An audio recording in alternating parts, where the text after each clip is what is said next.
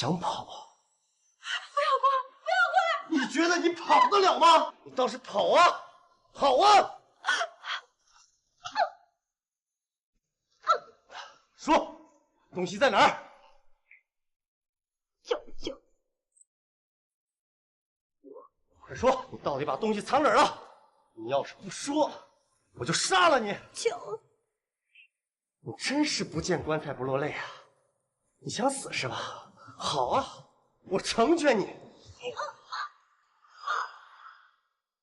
大家可能注意到了，在前面的故事中啊，这个男人就曾经袭击过叶灵和蓝天，并且抢走了蓝天的光盘。现在呢，他又袭击了一个女人，并且要求女人要交出藏匿的东西。那么这次他要找的东西是什么呢？让我们一起进入今天的故事。心婷曾经说过，李文琪买下我家的别墅，是因为李文琪念旧，买下了朋友的房子。这样说来，爸爸和李文琪有些交情。爸爸和李文泰同时出现在沈碧云的名单里，那么爸爸和李文泰也是关系匪浅。爸爸是自杀的，李文泰也是自杀的，孙茂森也已经去世了，去世的原因也是自杀。这绝对不是巧合。他们到底遇到了什么事儿？或者说，他们有一个共同的敌人。这个鹰巢计划到底是什么？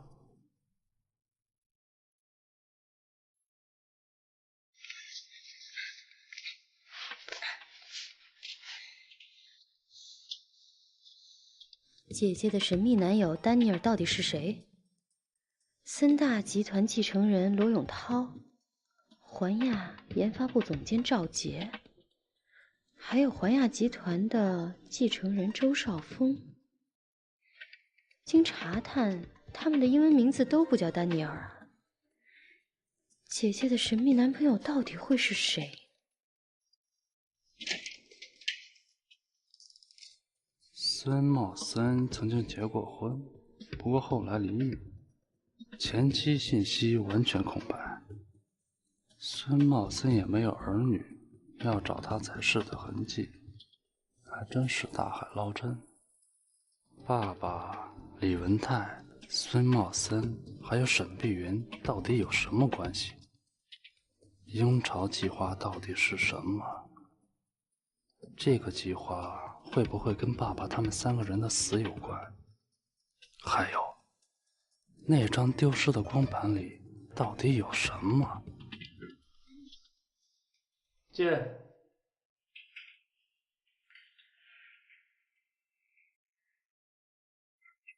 无事不登三宝殿，说吧，又有什么事找我帮忙？有那么明显吗？我难道平时除了求你帮忙就没有主动关心过你吗？那我下次多关心关心你嘛。对了，你还得帮我查一下我姐姐那个神秘男友丹尼尔，我总觉得他就在环亚集团和森大集团里边，一定有漏网之鱼。你再帮我好好查一下嘛，看看还有谁最可疑。其实只有英文名字丹尼尔这一条线索，查起来确实困难。况且一个人可以有好几个英文名字，重名的几率也很大。就这一条线索，确实不太容易。即便是你找到了，那也不一定就是你要找的那个丹尼尔。可是我总有一种感觉，就是这个丹尼尔离我越来越近了，我不能在这个时候放弃。哎，还有，我上次去医院的时候，好像看见我姐姐了。会不会是你看错了？由于你思念你姐姐过度产生的错觉？这个我不太确定，但是我有一种预感，我姐姐还活得好好的，她就在我的身边。还有这个丹尼尔也离我越来越近了，我一定是遗漏过什么信息。好，既然你说的这么确定，那我绝对支持你。先前咱们把丹尼尔的目标锁定在了3个人身上，都是有谁来着？有森大集团的继承人罗永涛，还有环亚集团的研发部总监赵杰，还有环亚集团的继承人周少峰。但是他们3个人我们都已经查过了，没有一个英文名字叫丹尼尔的呀。你姐姐电话是多少？如果这个丹尼尔是你姐的男朋友，那么你姐失踪以前一定跟他联系频繁。只要咱们查清楚你姐的通话记录，那这个丹尼尔是谁就一目了然了。这个办法我早就已经想到了。我姐姐失踪后不久，我就拜托人帮我查了一下她的通讯记录。可是我姐姐失踪之前联系的人都是一些跟工作有关的人，而且他们的名字也都不叫丹尼尔啊。你这么聪明，怎么在这件事情上就不转弯了呢？你姐男朋友的英文名字叫做丹尼尔，那他就一定要在通讯录里面备注成丹尼尔吗？也有可能是中文名字呀。再说了，如果你姐姐的男朋友是某个集团的高层，他为了避嫌，在通讯录里面写成某某总监、某某董事、某某总经理、某某先生，这也说不定啊。对呀，这个我怎么没想到呢？那你快查一下他的通讯记录，这个就是他的号码。我姐姐失踪以后不久，这个电话号码就停机了。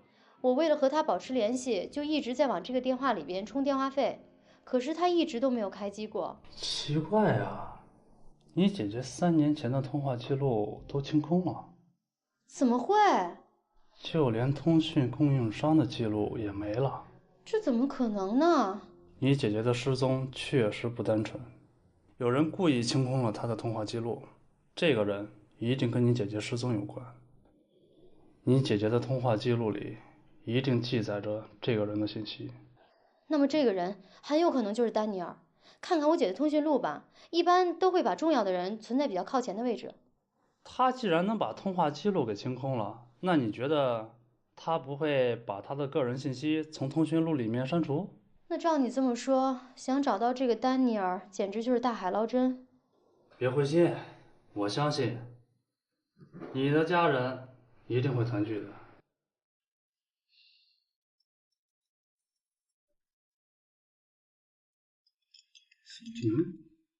他给我打电话干嘛？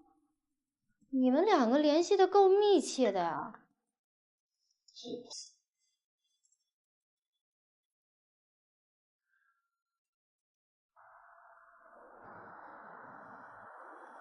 已经查到，爸爸和李文泰还有孙茂森3个人唯一的共同点就是，他们3个人都是程序员出身。难道他们3个曾经是同事不成？到底什么事情让爸爸他们3个相继自杀？他们到底得罪了什么人？鹰巢计划到底是什么？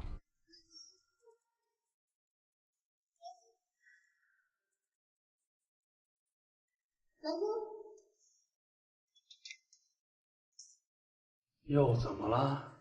我妈妈新的治疗费是不是你交的？新治疗？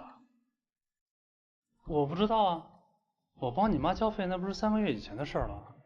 不是你，那会是谁啊？出什么事了？我妈前段时间在医院里有反应了。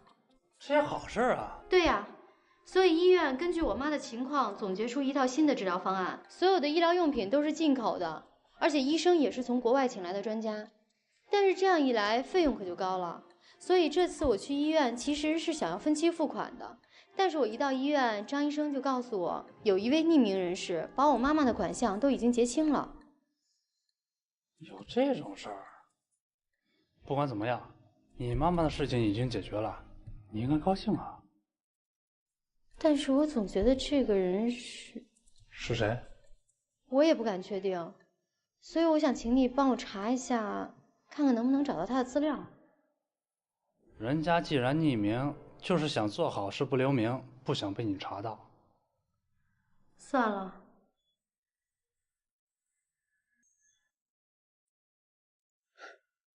蓝天，我们2个是要火的节奏啊！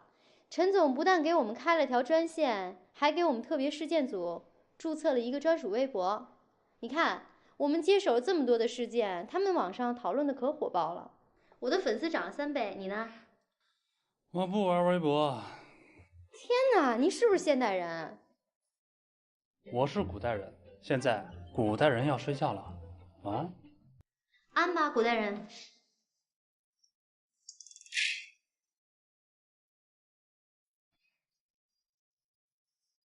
叶记者，如果外星人走在大街上，你是不是能一眼认出来？叶记者，你们是怎么查出光明村怪兽真相的？叶记者，如果狄仁杰和福尔摩斯和你 PK， 你觉得谁能最先找出真相？亲爱的粉丝们，你们实在是太看得起了，把我跟福尔摩斯和狄仁杰放在一块 PK， 太高抬在下。叶记者，你和蓝记者配合那么默契，你们一定在交往吧？你们该不会眼昏了吧？这些粉丝说什么呢？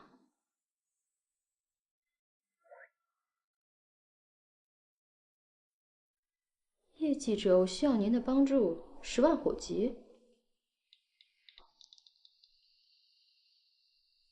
我是一名受到威胁的女生，您能不能把您的电话或者 QQ 留给我？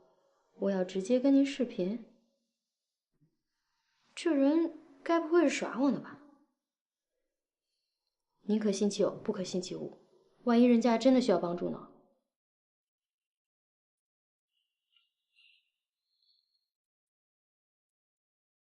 就是你在微博上跟我私信求助的吧？我叫江离，是我。前几天跟我男朋友分手，他死活不分。昨天晚上还潜到我家里来打我。你想死是吧？好啊，我成全你。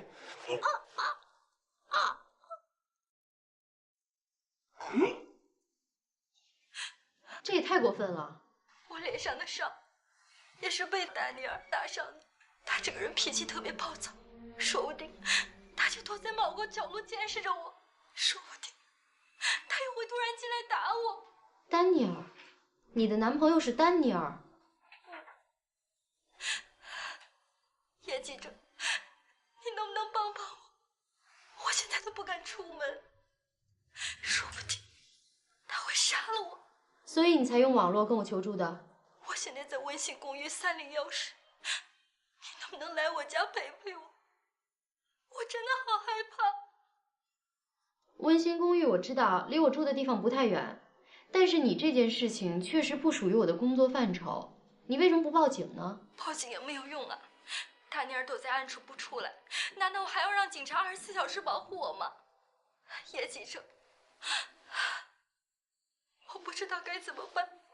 我知道你人特别好，你又特别厉害，你能不能帮帮我，让他不要再缠着我？处理这种情感上的事情真的不是我的专业。这样吧，我给你一个电话号码，那是我们第三视角的情感专线，你打过去跟他们求助一下。没有用的，他们劝不了丹尼尔的，丹尼尔不会放过我的。叶记者，我到底该怎么办？我现在该怎么办？这个我不太懂，男女之间分分合合确实很让人难受，但是大家都是成年人，他为什么不放过你？我知道他一个秘密，他不会放过我的。什么秘密？来了，丹尼尔来了，他是来杀我的。叶记者，救我！江林，你现在不要慌，你也不要出门，你现在马上报警。不行，如果报警的话，不知道他会怎么对付我呢。不要过来！江林，不要过来！你觉得你跑得了吗？你倒是跑啊！跑啊！江林，你怎么样了？难道……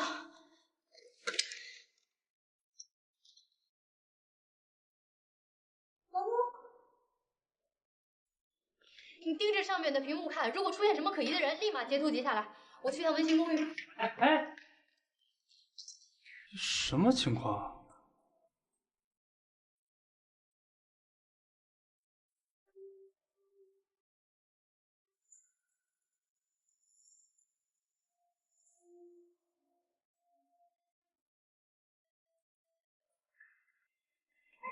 对不起啊。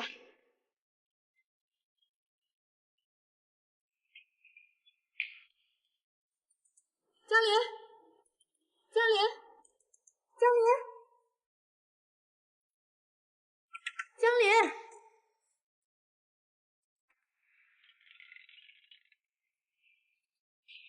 江林。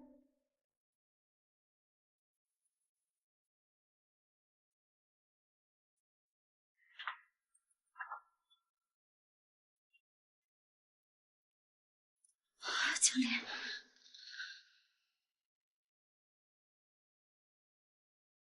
喂，蓝天，你赶快到温馨公寓301房。对，快。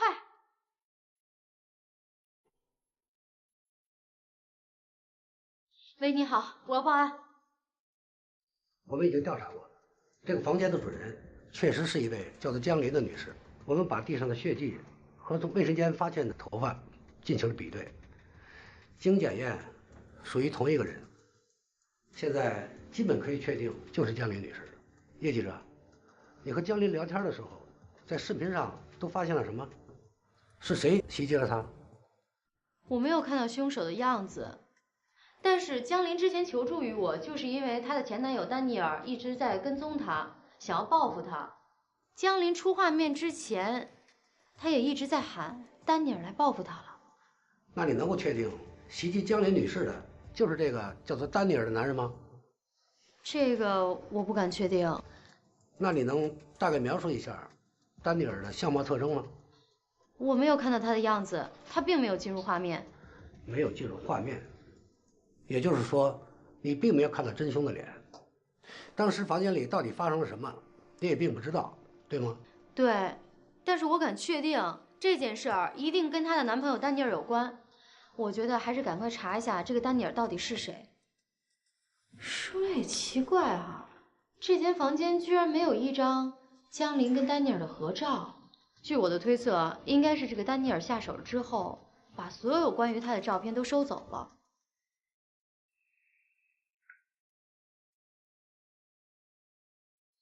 我说的没有错吧？真凶把所有的照片都收走了，这个真凶一定就是丹尼尔。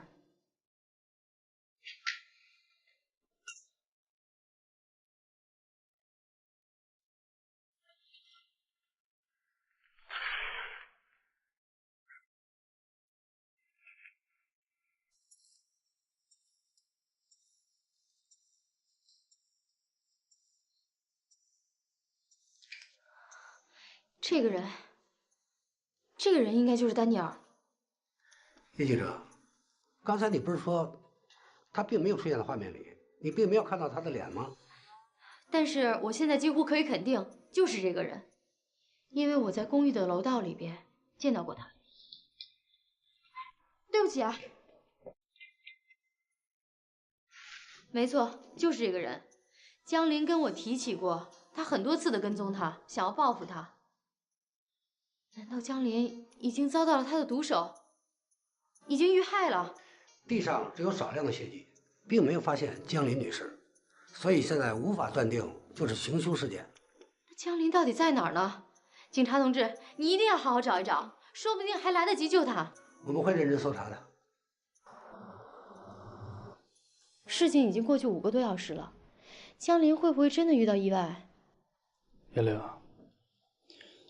你说的这个江林，真的就是在那个房间跟你聊天的？对呀，怎么了？那你撞到照片上那个男人的时候，有没有其他人？没有，当时只有我和他2个人。那也就是说，你到这的时候，那个人已经走了。对。当时是几点？当时是9点钟，我进门的时候特地看了一眼。那事件发生的时候是几点？8点40。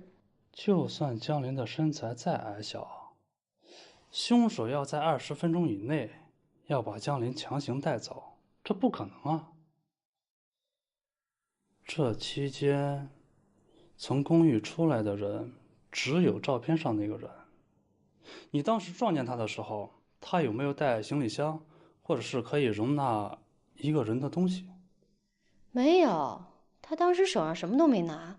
这也就证明凶手并没有搬动江林，照你所说，江林如果是在这个房间遇到了袭击，那么这个时候，江林应该还在温馨公寓的某个地方。还有，我看到过那个房间的电脑，屏幕上显示没有启动过 QQ， 更没有视频聊天的窗口。如果江林是在跟你聊天的时候遇到了袭击，那么电脑屏幕上应该继续显示着跟你聊天的窗口才对。对呀。可是这个电脑并没有启动聊天窗口。什么意思？你走以后，我一直盯着这个视频看，直到你叫我离开的时候，我也没有关闭。这个我进去的时候还真没有注意到。还有一点，这一点很重要。事发时，你匆匆把电脑塞给我，让我盯着视频，让我看事件的进展。但是我在视频里没有看到任何人，却看到了书架上的书。你盯着上面的屏幕看，如果出现什么可疑的人，立马截图截下来。我去趟温馨公寓。我从视频窗口里看到了书架上的一本叫做《母亲》的书，但是我在温馨公寓301房间没有看到这本书。你的意思是说？我敢肯定，江林和你聊天的地方不是在温馨公寓301。那我在视频里边看到的布景跟温馨公寓301完全一致啊！如果不是的话，那他为什么要撒谎骗我？这个现在还搞不清楚。喂，好，谢谢。找到江林了。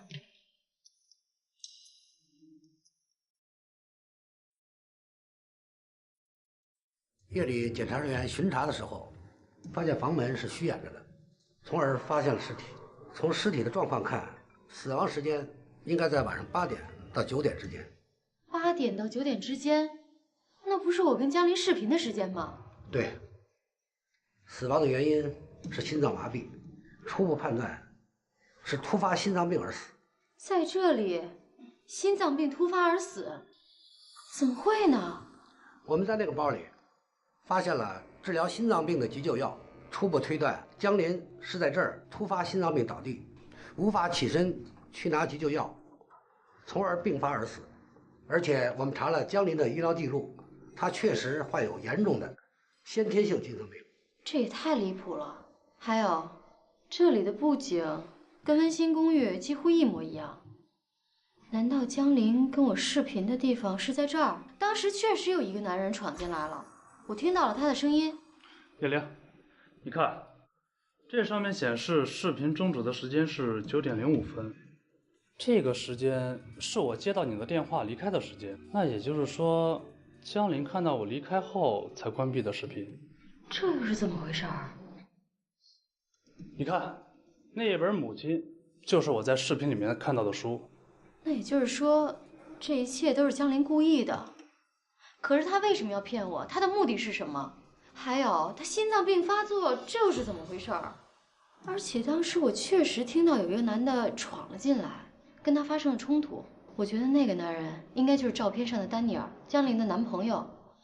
他们两个发生了冲突。难道江林心脏病发作，这个也不是巧合？如果江林在这个房间跟你视频聊天，那么这个照片上的男子不可能和江林发生冲突。这个房间距离温馨公寓大约150多公里，在不堵车的情况下，开车就要2个多小时。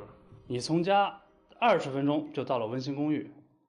如果照片上那个男子在这个房间袭击了江林，然后20分钟以后又出现在了温馨公寓，撞了你，这不可能啊！你越说我越糊涂了。对了，照片上那个男子找到了吗？由于没有真实姓名，查找起来确实困难。现在我们正在用面部识别软件进行甄别，希望能够尽快找到那名男子。江林，江林。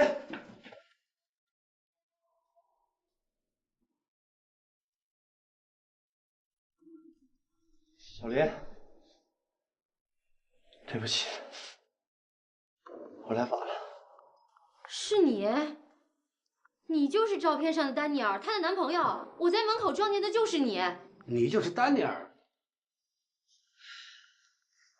我叫程伟，我是江林的男朋友，我的英文名字叫丹尼尔。程伟，我问你，9点钟的时候你去过温馨公寓？是。你去干嘛了？我去找江林。那你见到他了吗？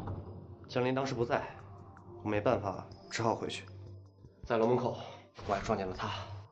你在跟江林交往期间，你们2个人感情是不是出现过很严重的问题？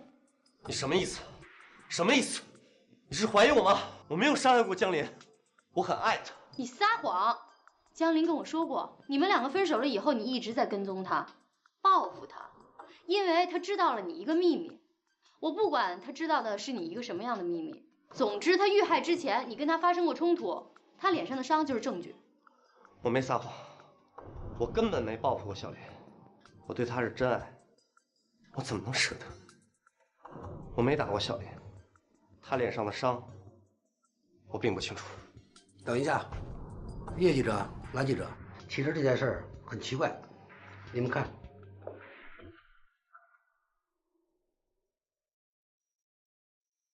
我没撒谎吧？我根本没有伤害过小林。江林脸上没受伤，为什么要贴纱布呢？小林的头上没有伤口，可是他的左手却有一道伤痕。我告诉你们，我从来没有报复过小林，即使他一次次的骗我，伤害我的感情。其实，我才是受害者。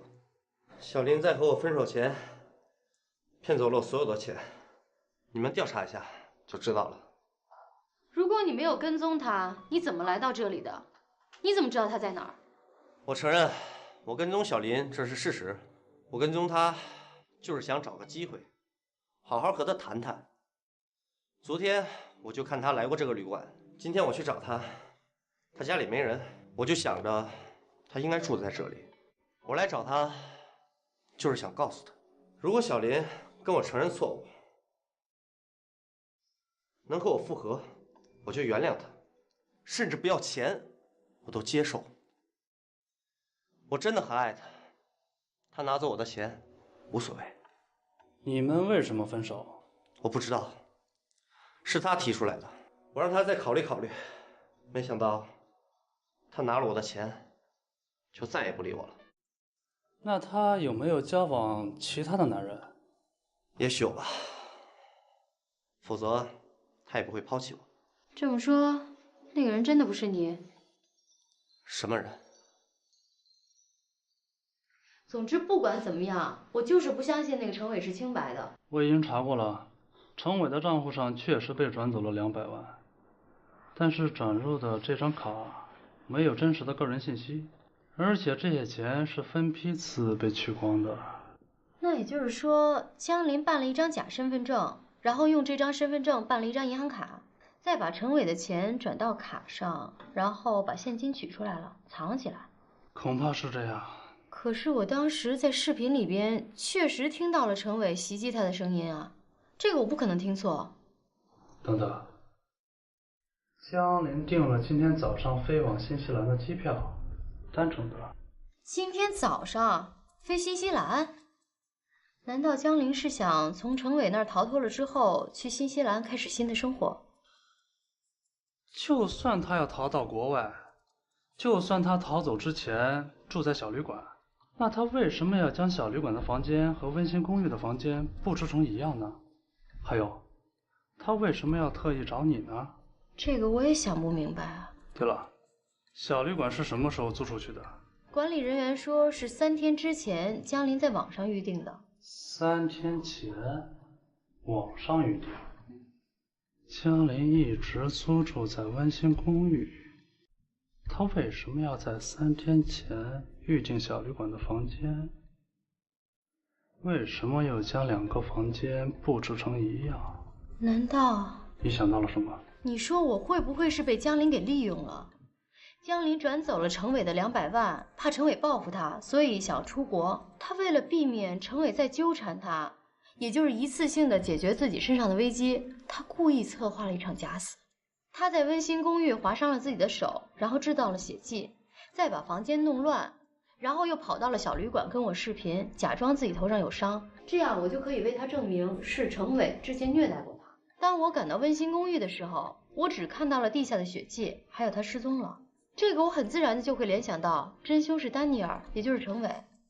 当警察抓到程伟的时候，他就可以大摇大摆的走上新西兰的飞机。只不过没想到的是，他在登机之前心脏病突发，因为没有及时拿到药，所以不幸身亡。可是你在视频里听到的那个男人的声音是录音。江林曾经跟我说过，程伟不止一次的跟踪他，想要报复他。我觉得他们两个之前确实是见过，也确实发生过冲突。就是在那个时候，江林趁他不注意，偷偷录下了他的声音，再在跟我视频的时候放给我听，让我以为是视频的同时，程伟袭击的他。可是这个声音在哪儿？小旅馆的房间和温馨公寓的房间没有发现录音笔。这只是我的推测，也许想要找他麻烦的、袭击他的是另外一个人。另外一个。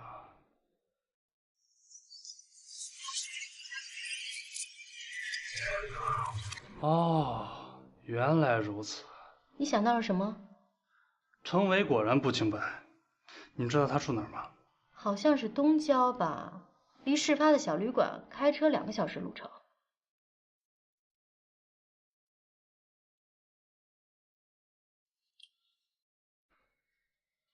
喂，张警官，麻烦你帮个忙。啊，好的，我等你们。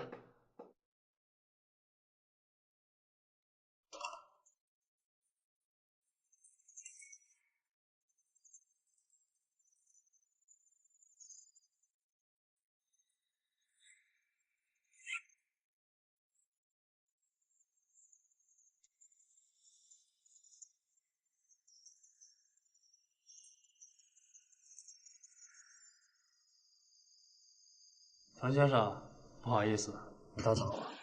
你怎么？我一打电话跟你说找到了指纹线索，要找你采样，你立马就信了。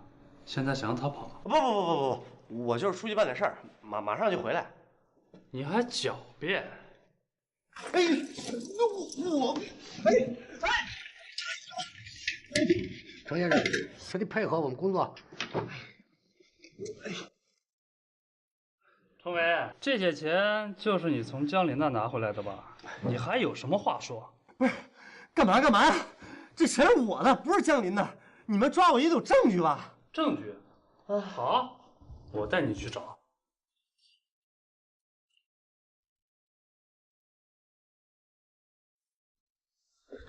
这都是道具。没错，叶玲和江林视频聊天，看起来是在温馨公寓，其实就是这儿。福安公寓，其实这个地方才是江林藏身的地方。我们赶到温馨公寓江林的家里的时候，看到的血迹还有打斗的痕迹，那都是江林事先布置好的。在此之前呢，他租下了这间公寓，布置的跟自己家里是一模一样的。他这么做的目的，就是因为他卷走了程伟的200万，怕程伟报复他，所以他才假装被程伟杀害，计划要逃到国外去。他为了证明他即将被程伟杀害，就故意求助的我，告诉我程伟跟踪他、虐待他的事情，其实就是为了让我给他做个证明。至于后来我在视频里听到的男人的声音，就是这个。想跑？你觉得你跑得了吗？你倒是跑啊！跑啊！放开我！放开我！这个录音是程伟在和江林发生冲突的时候，江林悄悄录下来的，然后又放给了我听，让我以为是我在跟他视频的时候，程伟偷袭的他。我是被这个女人坑了，我根本没有伤害她。尽管如此，但是你也绝对逃脱不了干系，因为那个小旅馆的房间不是江林订的，而是你，程伟。虽然江林藏身在这个地方，但是他不知道你一直在监视他。你趁他不在的时候进入这个房间，发现一模一样的摆设，你就想到了他要做什么，于是你就制定出了一个计划。首先，你利用网络的匿名性，3天前利用江林的名义在小旅馆订了个房间，你的计划很简单，你知道江林的 QQ， 准备和他视频聊天，并且录制下来，然后再来这里杀害他，然后再跑到他的家寻求不在场的证人，最后再将尸体移到你先前布置好的房间。就算警方怀疑你，你也可以拿出先前录制好的视频来作为不在场的证据。就在你监视江林的时候，你发现江林在和叶玲视频聊天，这时候你想，这也是最好的时机。你连自己和江林聊天的视频都不用了。江林本想按照原计划，让叶玲来到温馨公寓，趁这个空隙去机场，没想到你这个时候冲了进来，然后袭击了江林。江林心脏病发作，你故意把江林的心脏病药挂在他够不到的地方，江林就这样不幸去世了。然后你又跑到了江林的家里，在楼下故意撞到了叶玲，你又回到了这里，把江林的尸体又移到了先前布置好的房间。没错，程伟就是利用江林的逃脱计划，策划了这起谋杀。两位记者，你们是怎么知道有第三个房间的存在？地毯。地毯？我查过了，那个小旅馆的房间没有铺地毯，唯独只有江林的房间有地毯，这不是很奇怪吗？原因只有一个，江林是在另一个地方被杀害的，然后凶手将江林的尸体包在地毯里搬了出来，而且就是从这里搬出去。还有，这不是江林的血迹？当然不是，这应该是你的吧？我推测你在这个房间里和江林曾经发生过打斗，你不小心被刺伤了，你的手上有伤，这个大家都能看得到。你见到江林后恼羞成怒，江林心脏病复发，你故意将他的药放到了他拿不到的地方，所以江林就这样去世了。然后你堂而皇之的拿走了200万现金，这一切的一切都证明你就是凶手。两位记者啊，佩服佩服！我明明以为我的计划很完美，可是还是被你们拆穿了。可是我有一个问题，你们怎么知道第三个房间的存在？到处都是公寓的楼盘，你们怎么会这么快就找到这个房间？这个简单，江林是昨天晚上8点40分遇到袭击的。叶玲在温馨公寓看到你的时候是9点整，你在第3个房间内杀害了江林，那么这第3个房间一定是在离温馨公寓不到20分钟路程的地方。之后你还要清理现场，将尸体装进行李箱运到小旅馆。我和叶玲做了个实验，这要花费不少时间。没错，我跟蓝天在温馨公寓做了一个实验，蓝天把我包在地毯里边，然后装进行李箱运到公寓外边，这前后要花费1个小时20分钟。之后我们到了小旅馆，他把行李抬到房间以内，再把房间布置好，这个要花费1个小时30分钟。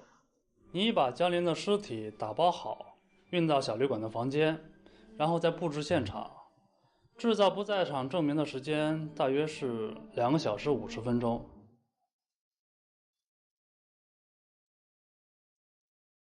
江林是昨天晚上8点40分遇到了袭击，而他的遗体是在5个半小时以后被发现的。那也就是说，你搬动尸体花费在路上的时间是5个半小时减去2个小时50分钟，一共是2个小时40分钟。以小旅馆为圆心，画一个路程为2个小时40分钟的一个圆，然后再以温馨公寓为中心，画一个路程为20分钟的一个圆。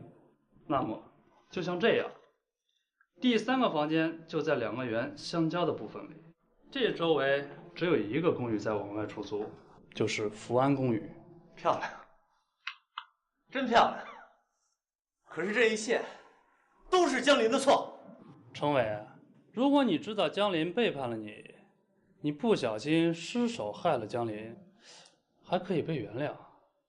但是你仔仔细细、冷冷静静地策划了整个犯罪过程，你的罪责是逃不掉的。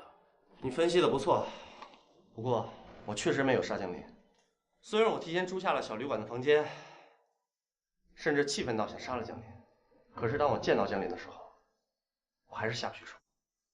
可是没想到，江林却想杀了我。小林。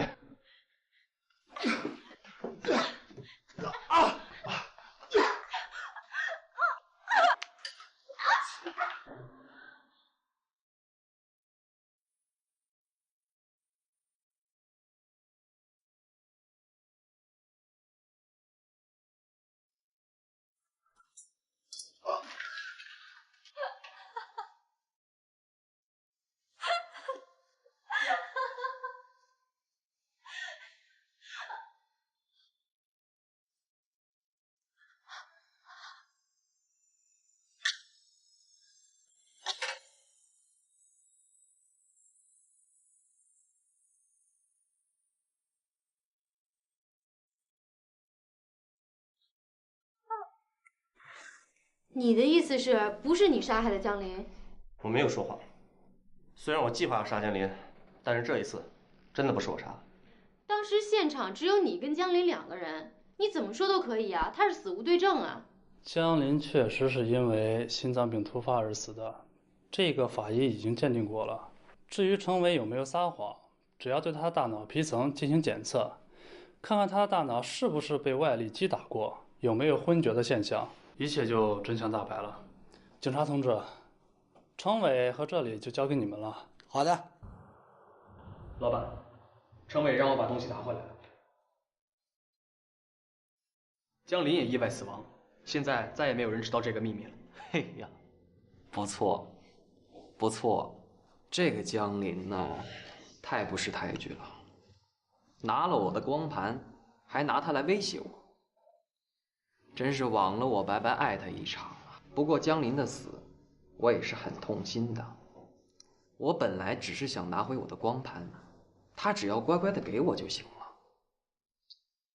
哎呀，真没想到事情会发展成这个样子。不过话说回来，还是老板您高明了，将计就计，来了个局中局，骗中骗。现在警察和那2个记者都以为程伟是江林的男朋友丹尼尔，也都以为江林的死是因为那200万的财务纠纷引发的纠葛，非但没有查到光盘的事情，还办了个物归原主。高，实在是高啊！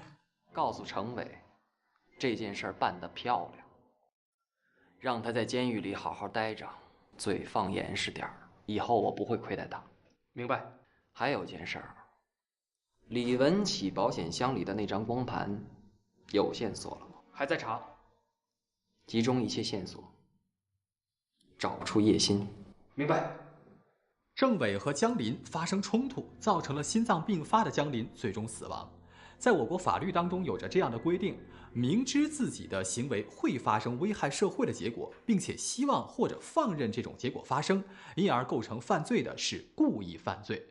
种种证据表明啊，程伟并不知道江林患有心脏病，而且呢，他也没有故意扣留下江林的救命药，因此啊，郑伟呢并不属于是故意杀人，而是过失犯罪。郑伟呢受到了法律的制裁，可是这件事儿背后还隐藏着一个幕后黑手。蓝天和叶灵何时才能揭开真相呢？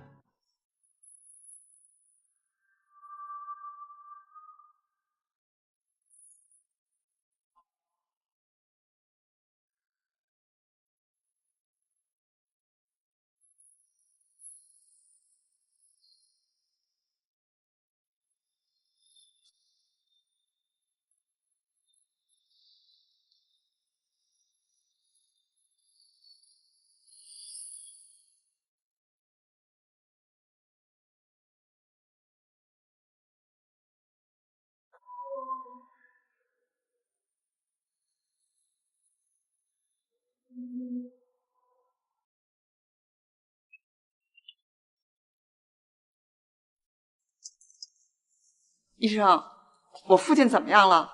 很遗憾，陈老先生已经去世了，请大家节哀。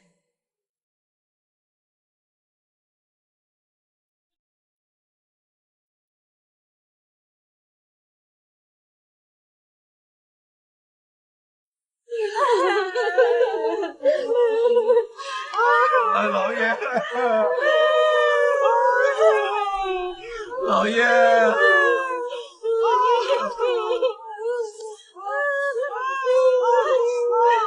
老爷。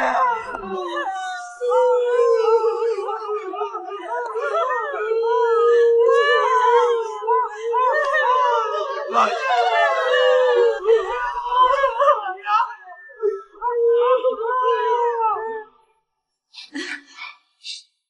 郑律师，我父亲生前有什么遗言留下吗？海月，你才哭了几声啊，就惦记起爸爸的遗言来了？你也太懂事了吧！二姐，你不是一滴眼泪也没流吗？行了，现在是说这个的时候吗？我手上确实有令尊的遗言，不过陈老先生嘱咐过，要等亲人们都到齐了，我才能宣布遗言。这不都到了吗？没有，我女儿陈珊珊还没到呢。对啊，我家俊凯也没到呢。那要不等人员都到齐了，您再宣读遗言吧。大姐，三妹呀，你们俩就别装模装样的了。其实啊，你们俩比谁都着急想得到爸爸的遗产。大姐，珊珊在国外上学，要回来她早就回来了。有你坐镇，她不在场，宣读遗言也没什么关系啊。还有三妹你，俊凯已经死了1年多了，你叫他出来是想吓死谁呀？开弓没有回头箭，现在就宣读遗言吧。郑律师，您对我们家的情况是最清楚的了，就请您宣读我父亲的遗言吧。好吧，不过这个遗言太匪夷所思了。陈家确实有世代相传的宝藏，陈老先生在世的时候曾跟我说过，关于陈家宝藏带有一个诅咒，一旦公布遗言，会给陈家子孙带来不幸。如果得不到所有子孙的同意，就不能公布遗言。我想请问，你们大家是否都做好了准备，让我现在宣布遗言呢？诅咒什么的，这太扯了吧？对呀，这不是迷信吗？陈家子孙不是也有因为追查宝藏而死亡的例子吗？你们看我干嘛？我丈夫那可是出去旅游掉了队才出事的，跟宝藏可没什么关系。行了吧，三妹，大家都知道妹夫是为了找财宝迷失在后山上，已经回不来了，你再怎么掩饰也没有用。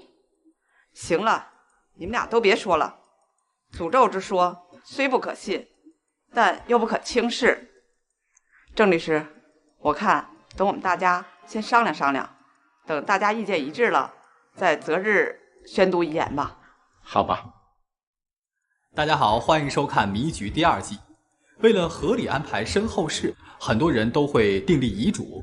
比如说，著名的慈善家邵逸夫先生，早在1997年前就曾经立下遗嘱，分配其超过了100亿的家产，就是为了防止在自己身故之后家人因为家产分配的问题反目成仇。可是此时陈老先生的遗嘱里却处处透着古怪，这是怎么回事呢？让我们一起进入今天的故事。哎，袁旭，我让你帮忙查的那个已故孙茂森先生的前妻有结果了吗？林秀珍已经去世了。哦，这样啊，行，好嘞，谢了袁旭，回头再聊。孙茂森的前妻已经去世了，孙茂森无儿无女，那么要查孙茂森就一点线索都没了。爸爸、李文泰、孙茂森都是程序员出身，他们3个到底是不是同事呢？3个人都已经不在了，还有什么线索可查？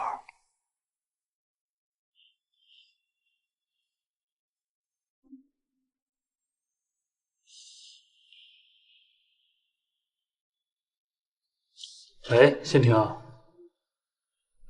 有个事情想请你帮忙。我知道李文泰伯伯是程序员出身，你能不能帮我向你爸爸打听一下，你大伯在没有自己做企业之前，在哪个公司做程序员？好嘞，那先谢谢了。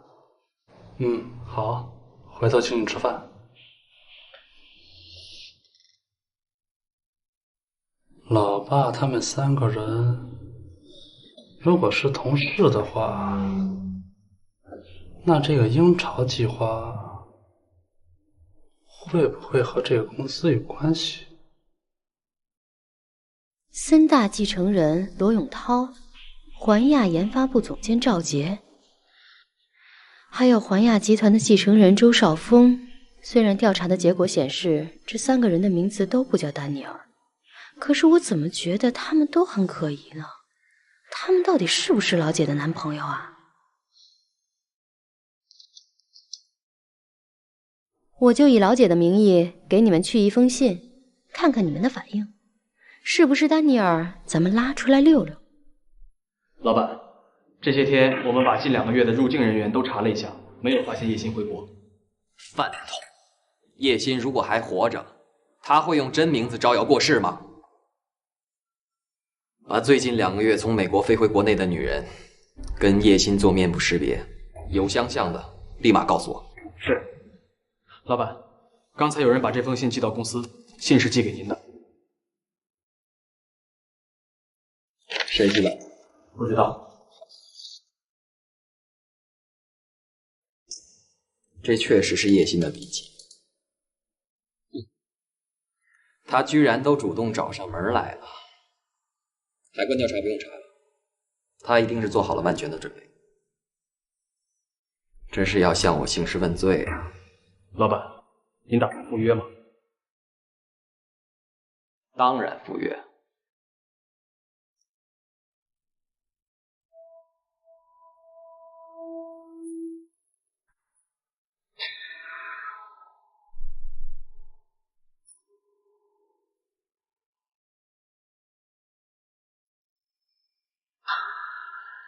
啊！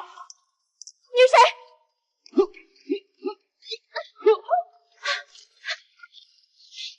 啊！啊！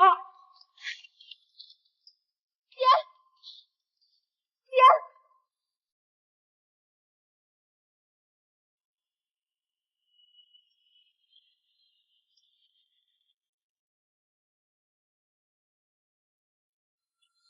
哎，欣婷。哎，是我呀，蓝天。你让我打听的事儿，我已经问过我爸了。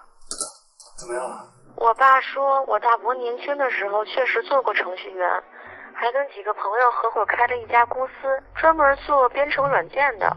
可是这个公司开了没多久就倒闭了。跟什么朋友合伙开的公司？这个公司叫什么？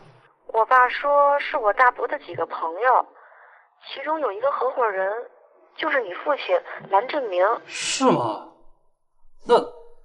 那这个公司叫什么？好像叫英什么。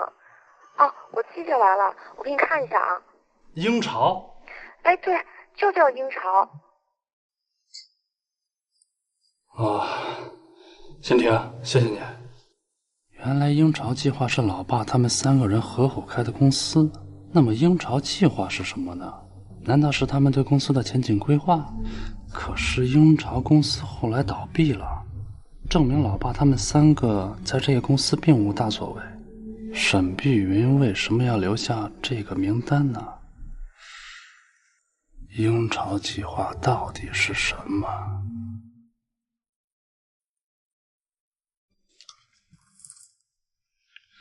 哎，陈总，蓝天，你跟叶玲到底在干什么？给你们特别事件组开通微博账号，就是让你们能够及时的给群众解决困难。群众问题一个接一个，微博留言都快挤爆了。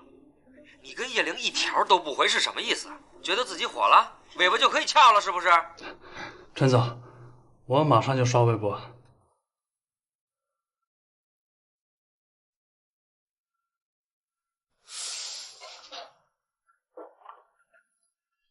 叶玲，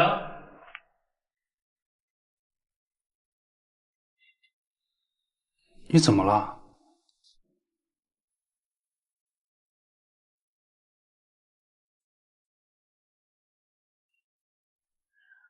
我没事儿，没病没灾，也没发烧。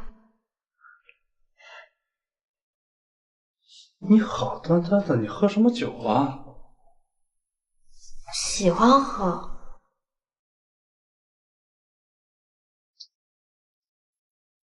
你要有什么事儿就说出来，别自己憋在心里苦着自己。大半夜的喝酒买醉，作践自己，这不太像你个性啊。我是你领导，干嘛跟我说教啊？这烦死了！你该干嘛干嘛去。你这个样子，我怎么能放心得下？到底出什么事儿了？你跟我说呀。北斗七星，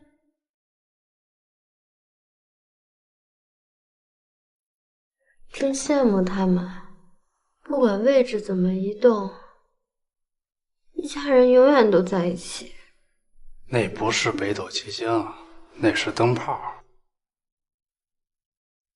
家是生根的地方，因为家，我们和亲人连在一起。不管最终我们漂泊到哪里，因为有家，因为有根在，我们始终不曾与家人分开。对，只要根还在，就不会断了联络。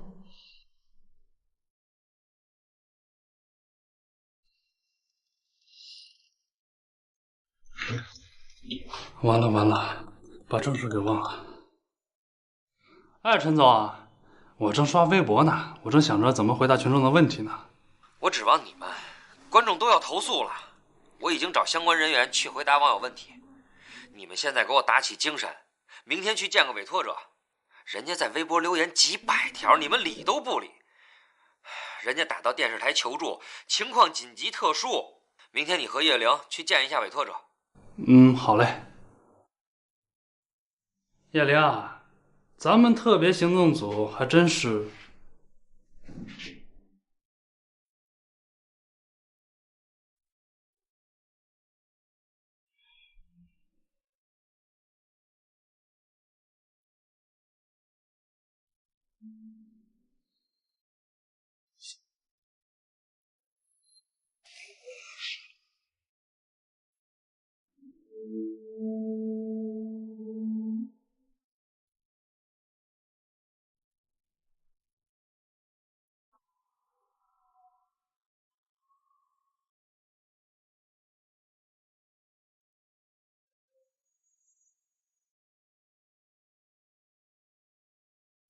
陈先生，你好，我们是第三视角的记者，我是叶玲，他是蓝天。你们好。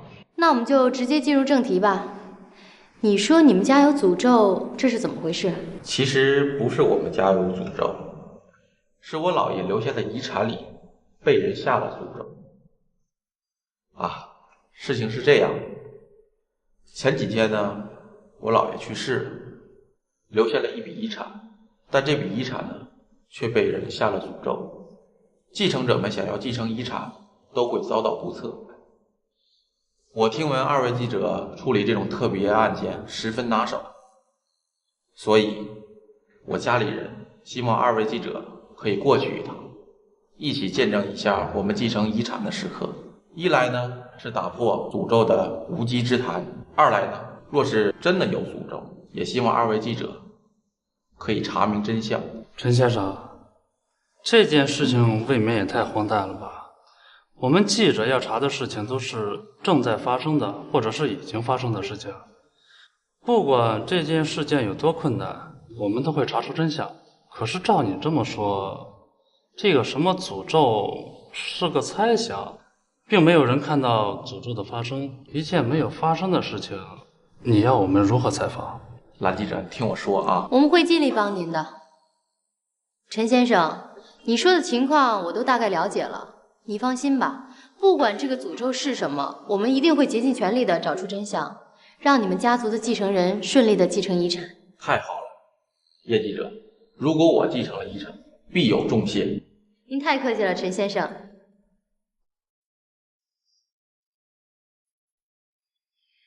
一听到有宝藏，你连原则都不顾了。不是，陈家有诅咒，你不觉得很奇怪吗？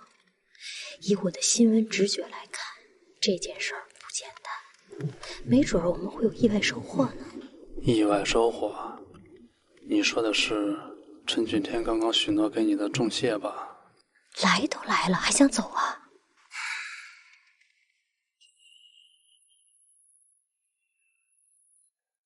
怎么突然停车了？没油了。刚才从餐厅出来的时候还想着加油呢，结果一不小心给忘了，不好意思啊，那就只有麻烦二位记者走过去了。那走过去还得多远啊？不远，就在前面就到了。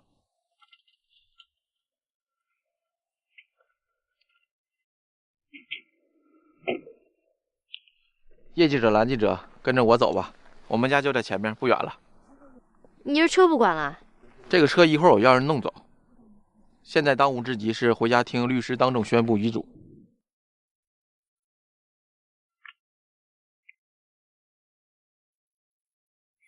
你们家祖传够风光的呀，在这一带岂不是要风得风，要雨得雨？一般般吧。现在我们家族……哎，你们有没有闻到一股特别臭的味道？你这么一说，还真有，臭臭的，有点像臭鸡蛋味儿。根本不是有点儿，是非常臭。二位记者不要见怪，是硫化氢。硫化氢？是这样的，我们村子呢四面环山，几十年前呢，有人测出地下有煤矿，煤矿的开采过程中会产生硫化氢。前面有一个很深的天然山谷，沟渠的缝隙呢，经常喷出大量的硫化氢。曾经有人掉进那个山谷谷底，结果窒息而死，因此这个村子里的人都称前面的沟渠为死亡谷。二位记者千万要小心啊，不要靠近死亡谷。我们继续往前走吧。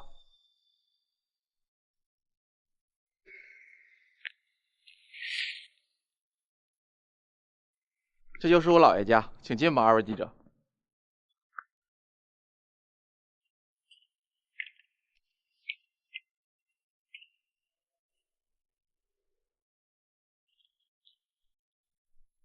二位记者到了，叶记者、蓝记者，请坐吧。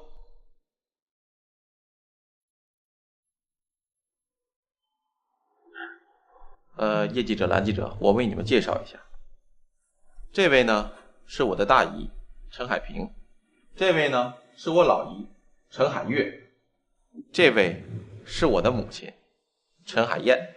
二位记者，早就闻听你们的大名了，多谢光临啊，多谢光临。二位记者，请用茶。这位呢是林薇，是我姥爷在世时的御用营养师，专门负责我姥爷的饮食问题。什么营养师啊？也就是个厨子，说白了，跟保姆啊没什么区别。这做人呢，最重要的就是要有自知之明，明白自己是什么身份。攀高枝的结果呀，将来会摔死的。妈，这位是我姥爷的御用律师，郑律师呢和我姥爷有几十年的交情，一直帮助我姥爷打理他的财产问题。原来陈家有3个女儿，那陈先生，陈老爷子是你的外公，你为什么会姓陈呢？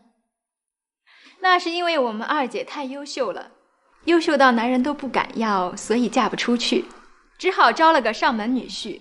二姐夫是入赘的，所以陈俊天跟陈家姓。原来是这样。不过虽然是上门女婿，但是二姐夫还是觉得配不上二姐，主动提出了离婚。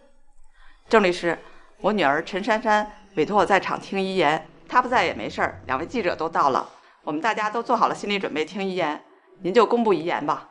是啊，郑律师。我们家俊凯呀也到了，您就公布遗言吧。俊凯，好好听着啊。你看到有人了吗？没看见。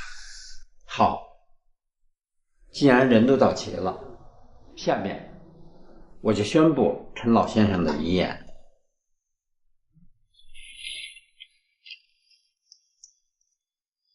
我走以后，将我丈夫的财产全部分配给我的3个女儿。我的账户金额目前仅有86421元。什么？这怎么可能呢？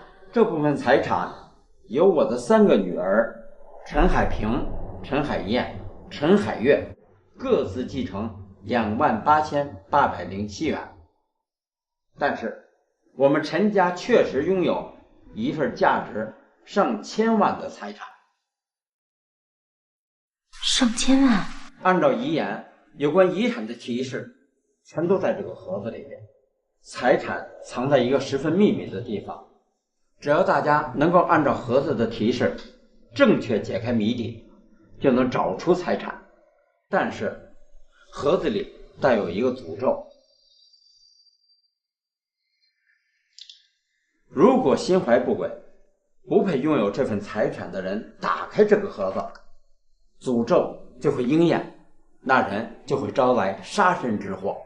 什么诅咒？陈老先生年轻的时候和2个同伴下南洋做生意，他们在海里养珍珠，生意十分火爆。几年间，他们的资产就翻了好几倍。那次，他和2个同伴带着上等成色的珍珠去和购买方交易，回来的时候突然遇上了风暴，船翻了。当时仓皇间，陈老先生抓住了一块木板，那2个同伴也想抓住木板，就伸出了双手向陈老先生求救。陈老先生想救2个同伴，但是想到这一块木板3个人同时抓住，3个人都要沉下去。就在陈老先生犹豫片刻时，2个同伴被海浪卷走了。2个同伴认为陈老先生见死不救，在被海浪卷走的时候大声呼喊着诅咒陈老先生。后来陈老先生停了珍珠业，带着财产回了家乡。他认为这笔财产是同伴用生命换来的，同时心生愧疚，便把这些珍珠财产封存起来。2个临死人的气话也能当成诅咒，真是笑话。确实难以服人，但是后来奇怪的事情还是发生了。50多年前，村子里发大水，陈老先生的产业全都被淹了。陈老先生就想动用那笔封存的财产来度过危机，结果只用了一点点财产，陈老先生的大儿子就意外身亡了。40多年前，陈老先生遇到困难的时候又动用了这笔财产，他的小儿子就因病去世了。陈老先生不得不相信这个诅咒之说，将这笔财产封存，再也没有动过。我们小时候都听说上面还有2个哥哥，但是我妈和我爸都说是生病去世的，原来还有这层原因在里面。那只不过是个巧合，我大哥2哥正好是父亲动用财产的时候意外死亡的，不能发生什么事儿都往诅咒上面扯吧。后来有陈家子孙对那笔财产动了心思，想去寻找财产，又发生了意外身亡。我丈夫那是意外，他可没去找什么财产。陈老先生到最后都没有勇气再次动用这笔封存的财产。如果有人拥有寻找这个财产的智慧，并且认为自己有资格得到这笔财产，那么现在就打开这个盒子，寻找财宝。不入虎穴，焉得虎子？管他什么诅咒呢？先打开这个盒子，看看再说吧。不管有没有诅咒，我们作为陈家子孙都有义务承受，是幸运还是灾难，我们都做好了准备接受它。陈律师，您就打开盒子吧。大姐，别把话说得那么好听。你和二姐这么迫不及待，是不是想钱想疯了？大姐的皮鞋厂资金链断裂，急着用钱吧？胡说，我的皮鞋厂好好的。二姐，听说你们家俊天到处瞎投资，不是炒股票就是炒黄金的，欠了一屁股债呀。如果还不上，债主是不是要踏破门槛了呀？我看是妹妹你着急用钱吧。我听说你那个美容院是因为产品不合格，毁了客人的皮肤，客人啊对你起诉呢。你要是不着急看到钱，不赔偿客户的损失，那你可就大事不妙了。我跟大姐、二姐可不一样，我自己的事情我自己会解决。海月，你的意思是你不想要财产了？那你现在可以出去了。凭什么是我出去啊？最应该出去的是你和二姐。海月，该出去的人是你吧？你是最没有资格得到财产的。靖凯已经死了，你还装模作样的把他带在身边，不就想多分遗产吗？还摆出一副自己的事情自己扛的样子，简直是恶心。你应该出去吧。你说什么呢？你才恶心呢！你老公不要你，你儿子是败家子，遗产要是给了你，还不得败光了？我要是你，我就待在家里不出门，省得丢人现眼。哼！你说什么呢？你给我出去！说谁出去呢？出去了应该认识你。哎呀，是你！哎呀，行了，你们两个都少说两句。还有记者和律师在呢。大姐，你别装了，你最没有资格得到爸爸的遗产了。爸爸去世前你在哪儿？你有看过他几次？没孝心、没良心的，出去的人应该是你。海月，你太过分了！你做的过分还怕别人说呀？你嫌我过分，你赶紧走人啊！别分遗产呢！哼，走，出去！什么呀？出去！干啥呀？别分！大姨老姨，妈，你们别吵了！出去！哼！别吵了！你们要再吵，这盒子就继续封着。我走了。郑律师，我们不吵了，您坐吧。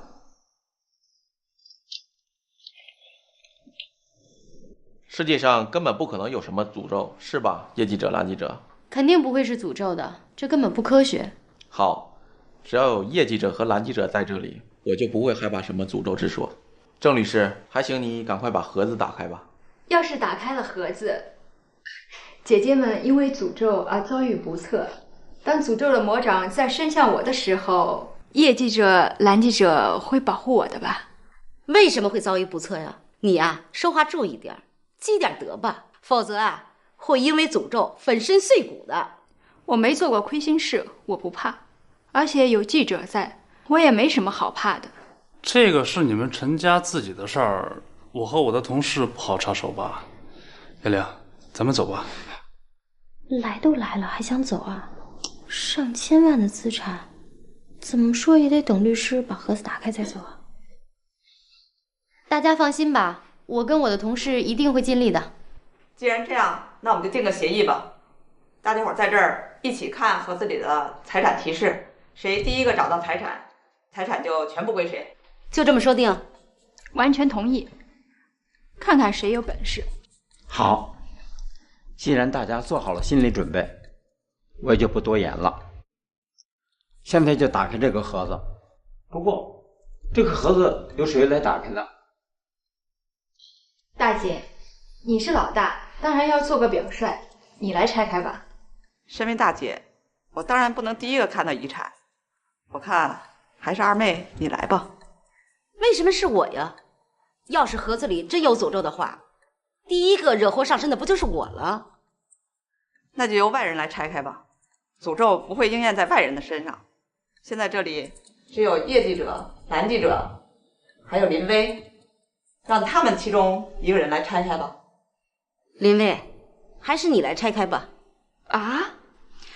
你是我父亲身边的营养师，你跟了我父亲身边这么多年了，诅咒不会应验在你的身上吧？再说了，我父亲雇佣了你，你不是应该报恩吗？小薇，别怕，没事。林薇，你快点吧，赶紧打开盒子。那好吧。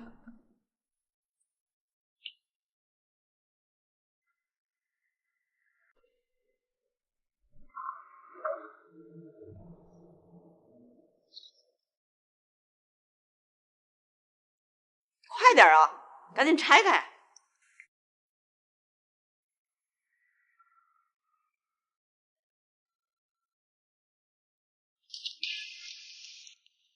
怎么样？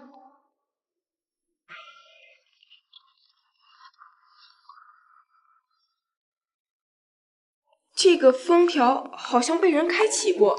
你说什么？怎么可能呢？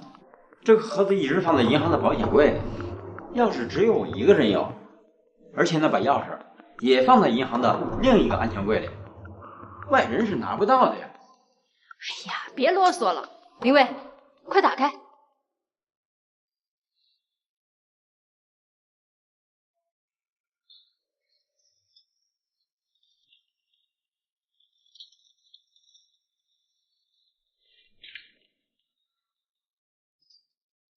林薇，你还磨蹭什么呀？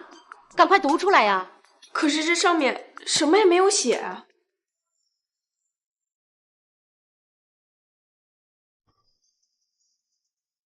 肯定是有人提前盗走了财产提示，把这张什么也没有写的纸放进了盒子里。可是他们是怎么办到的呢？那么，知道财产提示有动机盗走它的人会是谁？肯定是大女儿陈海平，二女儿陈海燕，三女儿陈海月。不过我很疑惑，这个财产他们早晚都会继承，为什么要急于这一时呢？其实三个女儿都缺钱用，表面上三个女儿都光鲜亮丽，但是三人个人有个人的烦恼，他们都应该特别想继承陈老先生的遗产。如果谁能先得到一步，肯定就不会和别人分了。那陈海月身边的陈俊凯是怎么回事？根本就没人呢。确实没人。陈俊凯1年前登山时不幸坠崖，警察根据现场判断，根本就没有生还的可能。到现在，遗体还没有找到。所以陈海月就固执的以为自己的儿子还活着，真是可怜天下父母心呐。不会的，陈家的三个女儿，我很了解。三小姐陈海月从小就很现实，她不会这么想的。陈家没有儿子，只有3个女儿，因此继承陈家家业的重任只有落在了陈俊天和陈俊凯的身上。说实话，陈俊凯比陈俊天聪明能干，陈海月一直想把陈俊凯培养成陈家的接班人，可是儿子不幸去世，他计划破灭了。我想陈海月只是赌气，意气用事地想让大家相信俊凯还活着，他不想输给陈海燕。郑律师，能不能把那张白纸给我们？小薇，大小姐，我有件事想拜托你，你不会拒绝吧？大小姐，您说。我想让你帮我监视一下海燕和海月。啊？盗取盒内财产提示的人啊，不是海燕就是海月。小薇，我请你帮个忙，我让你帮我呀，监视大姐和三妹。盗窃财产提示的人肯定是他们俩其中的一个。我要是能顺利的找到财宝的话，我会认真的考虑你和敬天的婚事的。小薇啊，三小姐，对不起啊，我要去做饭了。死丫头！没有提示也就没有方向，那财宝到底会在哪儿呢？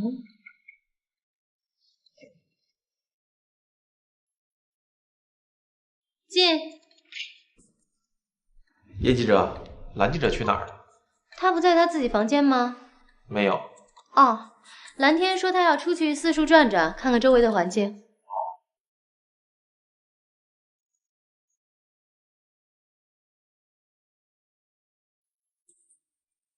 叶记者，我怀疑盗走盒内信息的人是我大姨。其实你们可能不知道，我大姨现在和郑律师正打得火热呢，他们二人的关系可不一般呢。我怀疑就是郑律师把盒内的提示给了我大姨的。最近晚上，我大姨经常一个人悄悄出去，我今天晚上就想抓她个正着。我想让你陪我一起去，做个见证。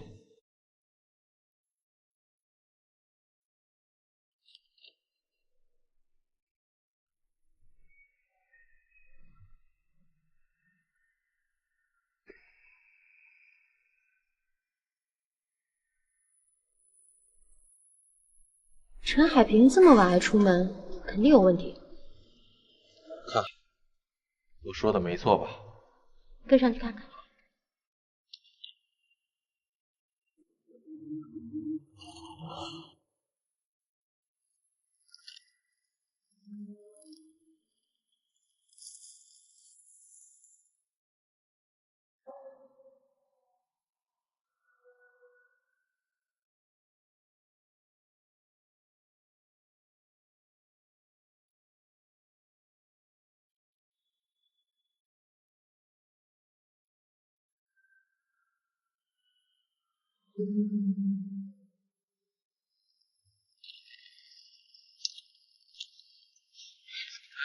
跟了这么久了，你大姨到底要去哪儿啊？看这方向，好像是去我们陈家旧宅的。陈家旧宅？啊。前面好像有人。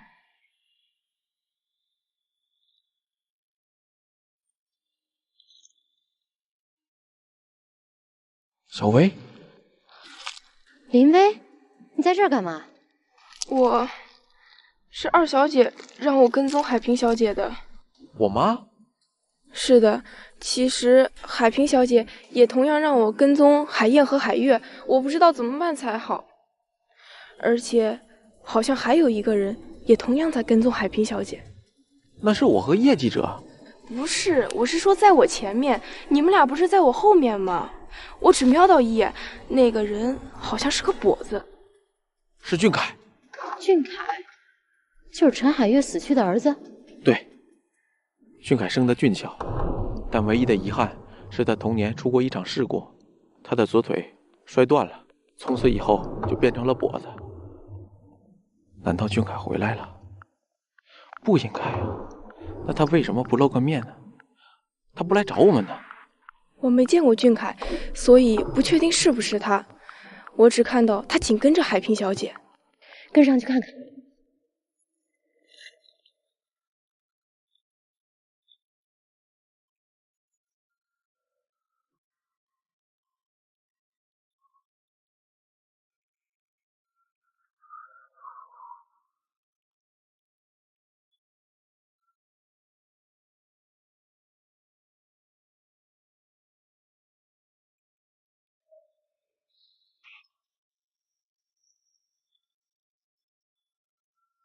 我大姨来我们家老房子干什么？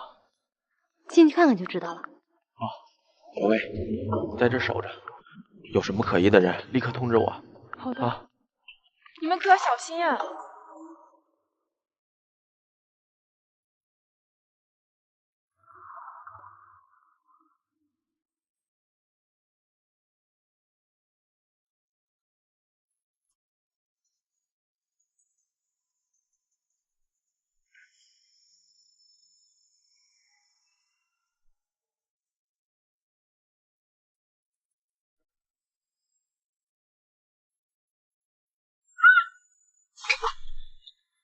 俊凯，锁呢？还有气！俊凯，你在哪儿？你给我出来！一定从后窗出去的。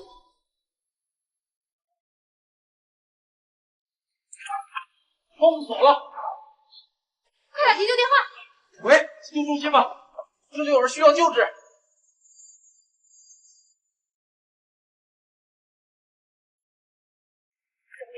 你有没有看到什么可疑的人？没有。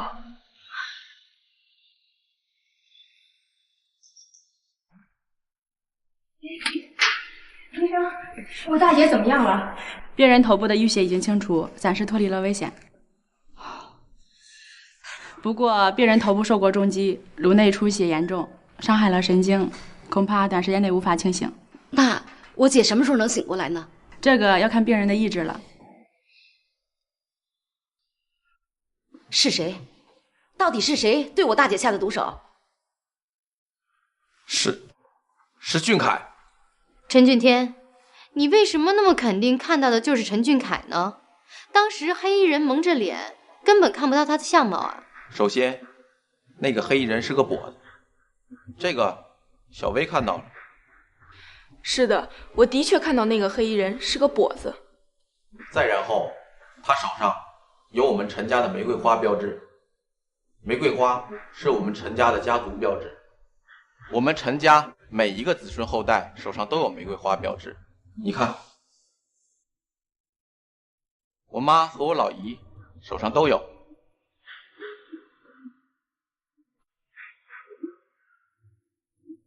黑衣人是个跛子，手上又有玫瑰花标志，双重巧合，应该就是事实了。不可能，我儿子不会害人的，大姐肯定不是我儿子害的。海月小姐，你先别激动，我们还不敢肯定真凶就是陈俊凯。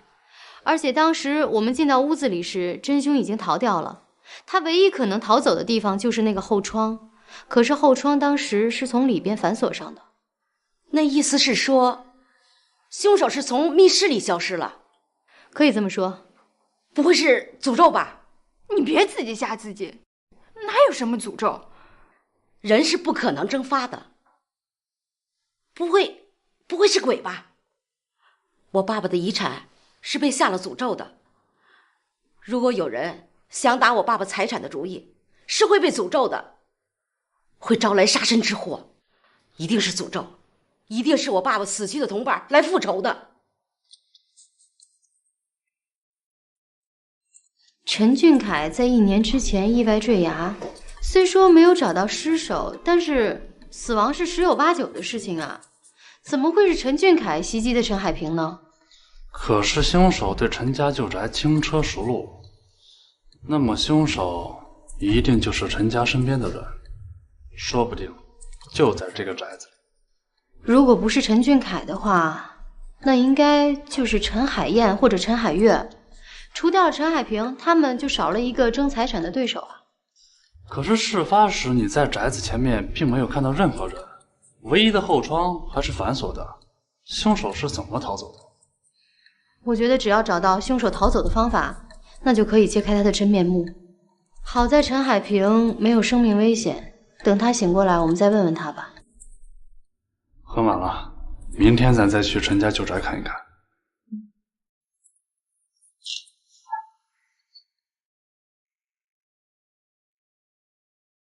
巨额遗产却被人附上了可怕的诅咒，所有得到这笔财富的人都会死于非命。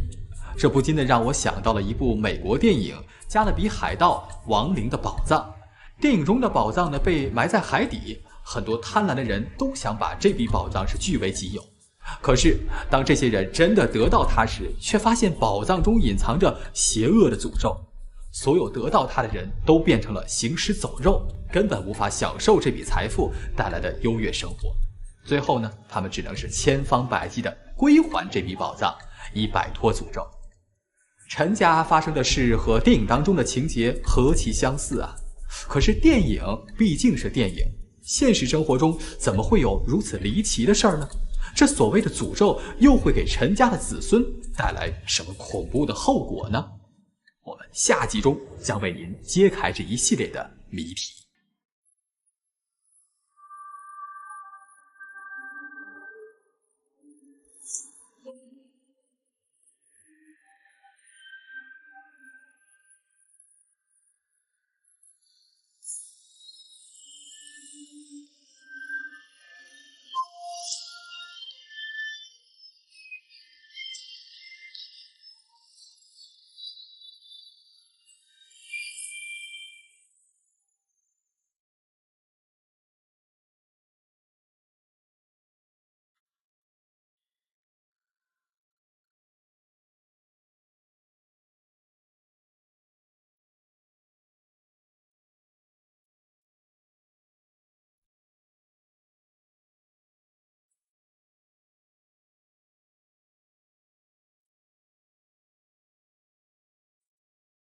从外面上锁是不可能的。本来我以为凶手会用极细又尖锐的线绑住这个窗锁，从外面上锁，但是我在窗台上没有发现任何被线勒过的痕迹。凶手真的是从后窗逃走的吗？可是不光是我自己看到了，林薇和陈俊天他们2个都看到了黑衣人。没有头绪啊。还有陈海平来到这儿，肯定是那个黑衣人引他过来的，那就证明陈海平一定跟那个黑衣人认识。可是昨天晚上陈家所有的人都有不在场证明，现在嫌疑最大的就是下落不明的陈俊凯。你也怀疑真凶是陈俊凯？我不怀疑他，但是现在所有的证据都指向是他，没头绪啊，到底是谁呢？又是怎么逃离的呢？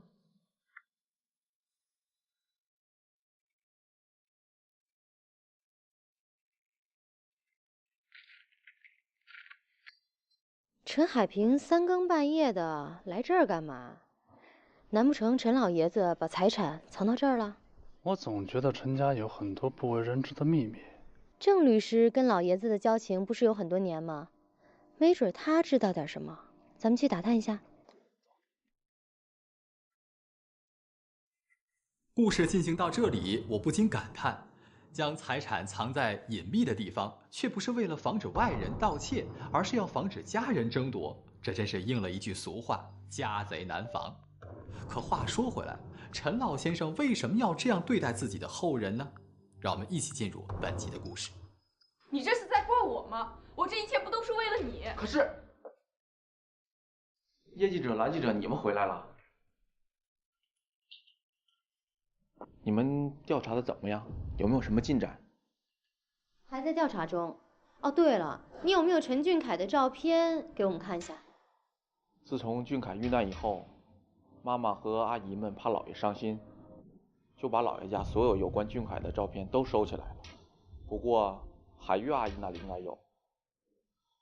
只是，如果你们要说俊凯是真凶，他一定会和你们急的。要去陈海月那儿吗？咱们先去找郑律师吧。走。其实陈老先生几十年来一直与人为善，对村民们来讲，该帮忙就帮忙，该接济就接济，村民们对他也是非常敬重的。如此说来，陈老先生德高望重，那他三个女儿却……那是因为陈家的三个女儿都心胸特别狭窄，猜疑心特别重，一有事情，他们就针锋相对。他们三个都想当陈家的家族继承人，在外人面前，他们都相敬如宾，背地里却斗得你死我活。唯一的一次他们三个人团结一致的时候，就是老先生在外边有情人的时候。情人？其实也不能说是情人，确切的说，应该是陈老先生的爱人。那个时候，陈老夫人因病已经过世，陈老先生一直也没有再去。后来有一次，陈老先生去外地办事，结果遇到了暴风雪，被困在了山里，被一个美丽妇人所救。那妇人离过婚，还带一个小孩。后来陈老先生去外地办事的时候，都总是去他那里看看。时间久了，两个人处出了感情。陈老先生计划和那个妇人结婚，还向那个妇人保证一定要对待那个孩子视如己出。为了向那妇人表示决心，陈老先生还在那孩子的身上纹上了代表陈家的玫瑰花的标志。没想到陈老先生还是个性情中人。那后来呢？陈老先生的三个女儿找到了那位妇人，并对那个妇人百般凌辱，还逼她签下了字据，和陈老先生断绝关系。那位妇人在绝望之下，当天夜里就自杀了。那个孩子也被送进了孤儿院。我身为律师，这么说可能不太合适，会不会真的有因果报应呢？不管怎么样，当务之急是首先找到那个袭击陈海平的人。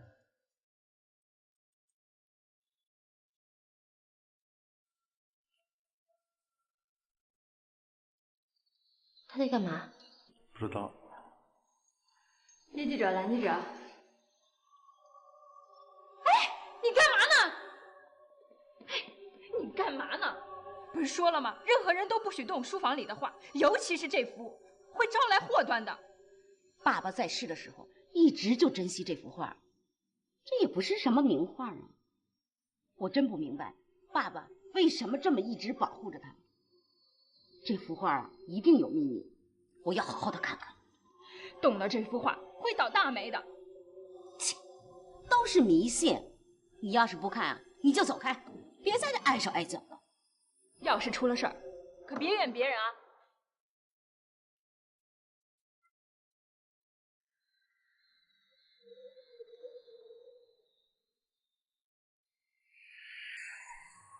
凶手要么是陈家自己人，要么是外人。哎，叶良，你说有没有这种可能？事发时，凶手就藏在陈家旧宅的某个地方。如果凶手是陈家自己人，那么他趁大家混乱的时候，他再走出来，就假装是刚赶过来一样。如果凶手是外人，那么他躲在暗处不出来，等大家都离开的时候，他再离开。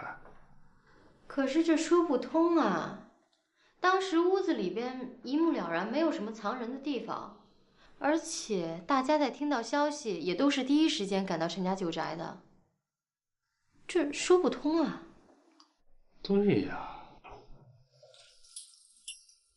叶记者、蓝记者，你们看没看到我妈妈？我从傍晚开始就找不到她。没有啊。哎，小薇，你有没有看到我妈妈？没有啊。哎呀，真是急死人了，电话也打不通，怎么找也找不到人呢。嚷嚷什么呢？吵死了！老姨，我妈不见了，我妈不见了！妈，妈，二小姐，妈，二小姐，我看咱们还是分开找吧。二小姐，妈，二小姐。哎，叶良，我觉着吧，咱这样找也是无用功。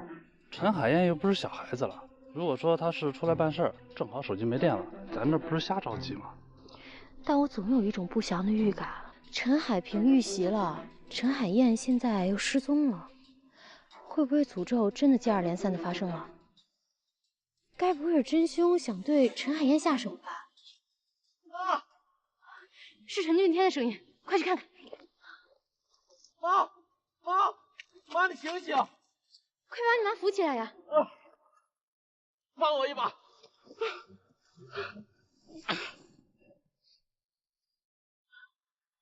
这就是死亡谷，骨缝隙喷出的是硫化氢，村里人都不敢靠近这里的。那陈海燕也应该知道啊，她来这儿干嘛呀？哎呀，这是场意外吧？二姐怎么会这么粗心呢？怎么会跑到这里来？赶紧走吧，太臭了！来，帮我一把！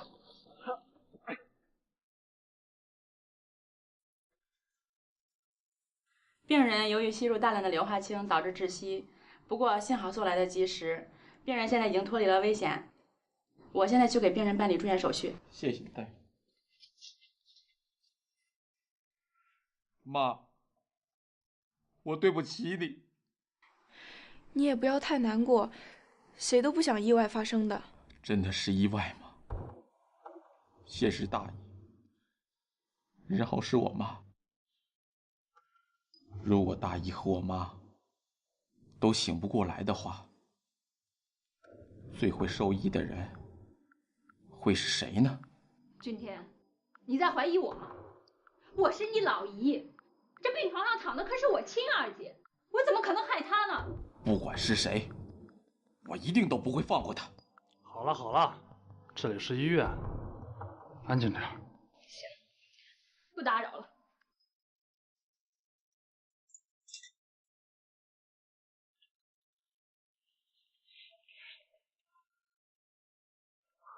妈，我对不起你，你快醒来吧。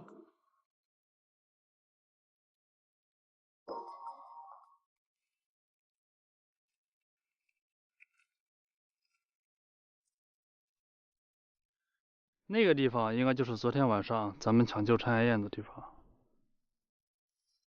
我总觉得陈海燕坠入谷底不是意外。你有什么发现吗？你想啊，如果陈海燕是失足坠入谷底的，那么这个谷沿边上应该有一些剐蹭的痕迹。对呀，这就证明是有人推她下去的。我们下去看看吧。下去？这下面弥漫着硫化氢，咱们要下去，超不过半小时就会窒息而死。谷底弥漫着硫化氢，硫化氢又是急性的剧毒。那陈海燕掉下去1个多小时，怎么还能被抢救过来呢？你忘了，她被抢救的时候戴着口罩呢，而且还是过滤式的，他之所以能够大难不死被抢救过来，多半是因为这个口罩救了他的命。对，他当时戴了口罩。他戴口罩，难道他是有意接近这里的？他为什么要来死亡谷？不管是什么原因，总之咱们尽快离开这儿。再这样待下去的话，咱俩可就交代在这儿了。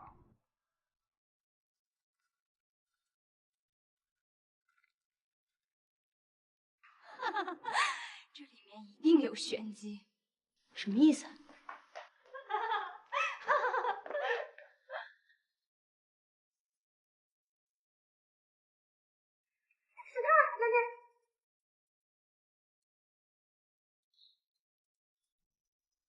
是不是在柜子里？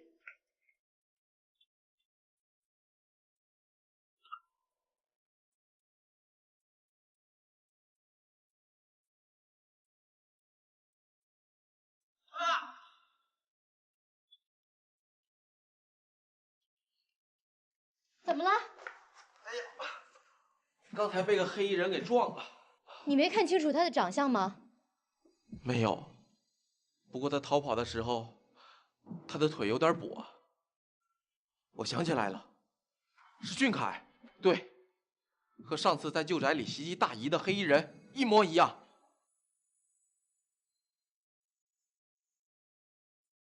你妈妈好些了吗？还没醒。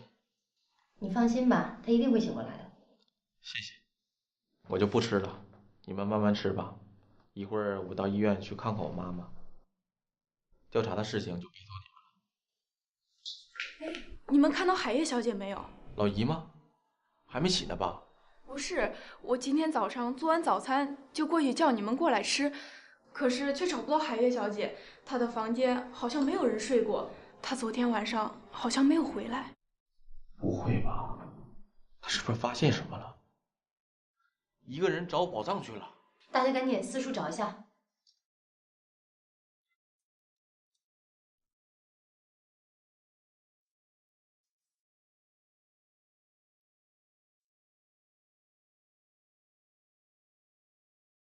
你还记得昨天晚上发生的事吗？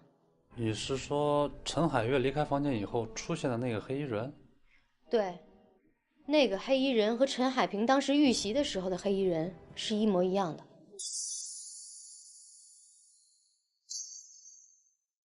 两个黑衣人绝对是同一个人。那他想要对陈海月不利吗？为什么没动手呢？也许是没找到机会。还有，你还记不记得陈海月出门之前说的那句话？他说那里一定有玄机。我终于明白了是什么意思。难道是那幅画？书房里那幅素描画？对，当时陈海燕一直盯着那幅画看。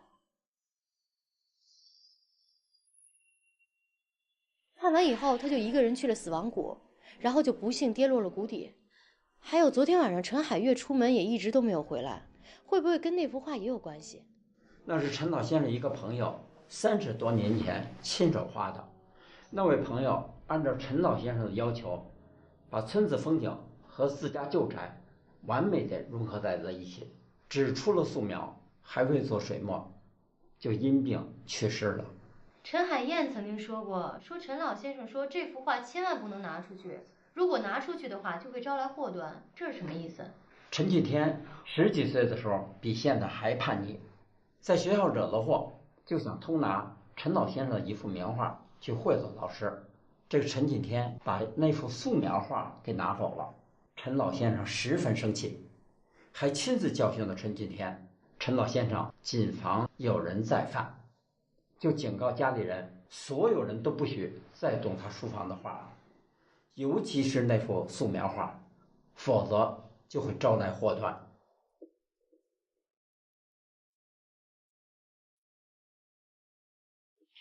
就是这幅。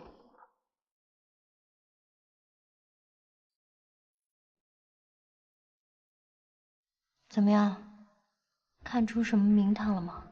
这就是一幅普通的风景素描画呀，没什么特别的。是吗？嗯？怎么了？这上面好像有字，这字好像在背面。背背面，这确实有被打开过的痕迹。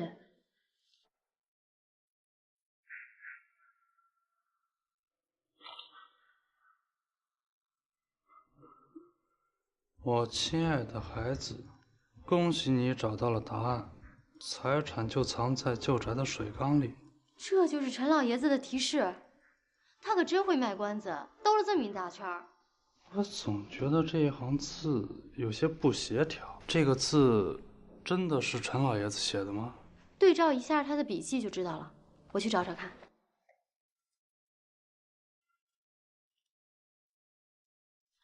刘兰。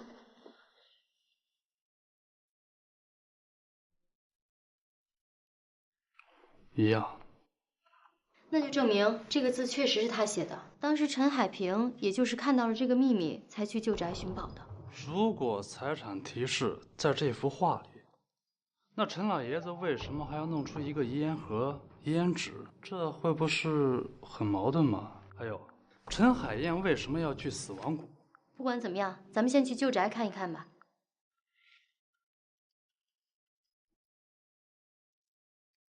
这口缸应该就是那个素描画上的那口缸吧？那按照画背后的提示，财产应该在这个里边。这水怎么这么脏啊？你干嘛呀？那你不嫌脏啊？哎，里面有东西。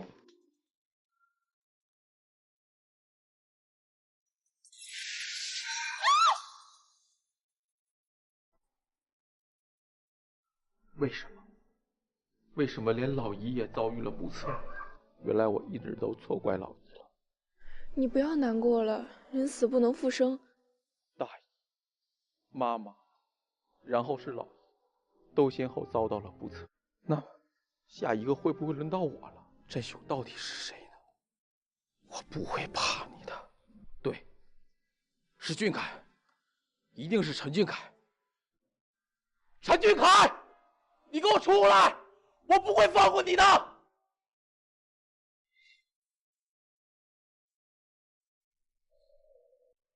原来这一幅画就是一个陷阱。看来字是真凶留下的，他故意模仿陈老爷子的笔记，在画作背后留下字迹。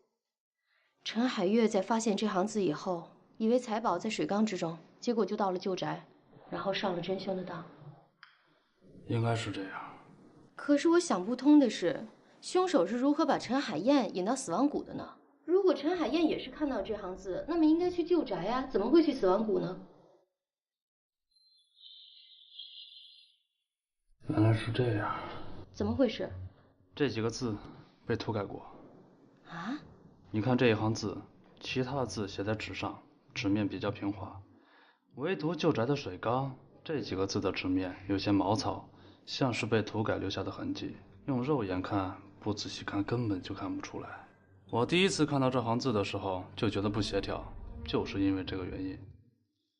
凶手十分狡猾，他之所以在画作后面写下这行字，就是为了方便涂改。我想，这一行字之前应该是财产藏在死亡谷。陈海燕发现了画的后面这行字，就以为宝藏藏在死亡谷，这才前往，没想到正中凶手下怀。这个凶手果然狡猾。陈海燕第一次发现字的时候，以为财宝藏在死亡谷，结果过去了之后就遭遇了不测。陈海月发现的时候，凶手已经把这行字改成了旧宅的水缸里。这是一场有计划、有预谋的犯罪。凶手心思缜密，设下重重圈套，让陈家人一个个自动进入他的陷阱。可这个凶手究竟是谁呢？我们换一个角度来想，这幅画是陈老先生的，他绝对不会害自己的子孙。那么还有谁知道书房里边有这么一幅画，而且轻而易举的就能够进入书房，在画作的背后留下字迹呢？看来这个人还是一个陈家的人。那么陈家有嫌疑的人就只剩下……难道是他？如果是他，咱们要赶紧找到证据。我们再去一趟旧宅。昨天凶手把陈海月溺死在水缸之中，肯定会留下证据。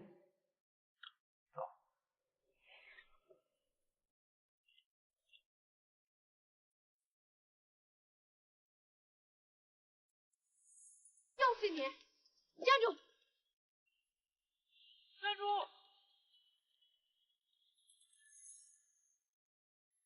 站住！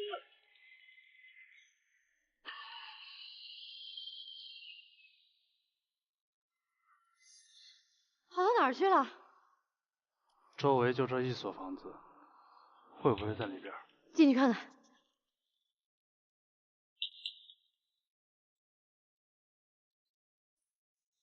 什么都没有嘛。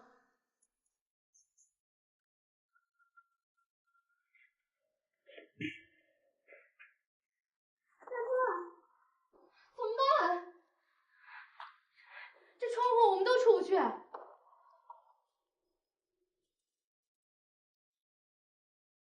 手机没信号。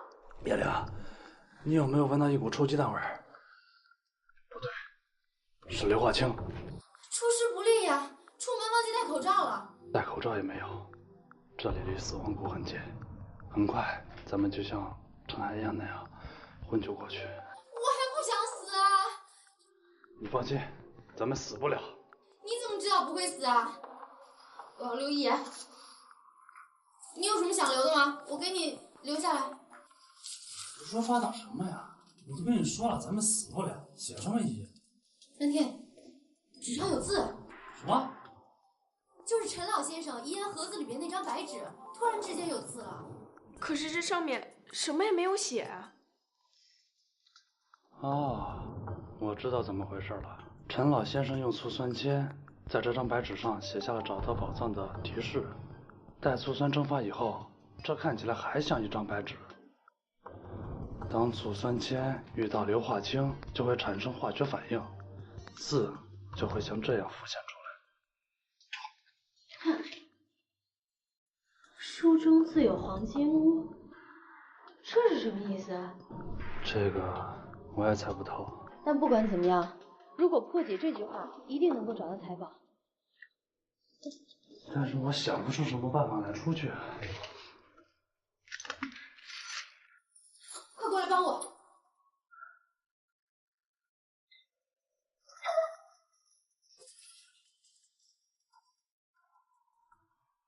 书中自有黄金屋，这到底指的是什么呢？如果说这句话是真的提示，那也就是说没有人偷过盒子里的东西。那这个盒子之前为什么被打开过？这个封条好像被人开启过。对呀，盒子为什么被打开过呢？在这个家里边，跟陈老先生关系最久的应该是郑律师吧？最了解陈老先生生活习惯的人，应该是林薇。林薇照顾了他那么久，肯定陈老先生所有的生活习惯他都很了解。那么这句话里边有玄机，会不会跟陈老先生的生活习惯有关系？会不会这句话就是执意告诉我们，他把财宝放进了某一本书里，或者是把财宝的提示写到了书里边？你的联想还挺丰富的。我去问问林薇。哎，现在当务之急是要找到凶手。凶手跟财宝息息相关，找到财宝，自然而然就会找到凶手啊。林薇，叶记者。叶记者，找我有什么事儿吗？我过来找你就是想问问你，陈老先生生前最喜欢看的一本书是什么？这个，陈老先生生前还真没有特定喜欢的一本书，他各种题材的书都看。如果非要选一本他最爱的，这个我还真不知道。不过他平时比较偏爱文学类的书籍。是这样，好，谢谢你。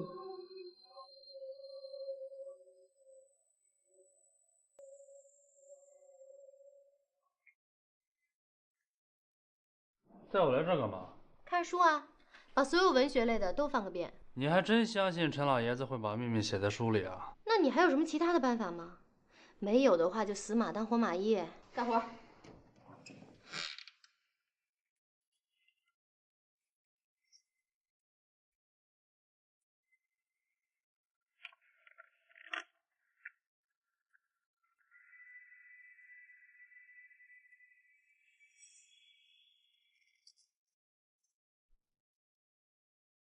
蓝天，我看的这几本书里，第一页都有4个字“入木四分”。我这也一样。入木4分什么意思啊？我只听说过入木3分是形容人的笔法遒劲有力，入木4分什么意思呢？啊，原来是这样，我知道了。我也知道了，入木3分是形容人的笔法遒劲有力，那么这句入木4分就是直译套入木板4分深，也就是指的宝藏。整个书房就只有书柜是木质的，那么宝藏一定在这个后边。对，那我们齐心协力把它找出来吧。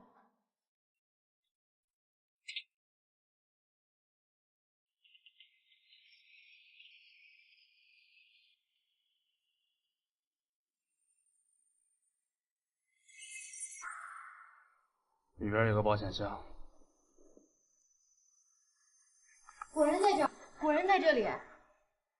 你能不能把它打开？我试试吧。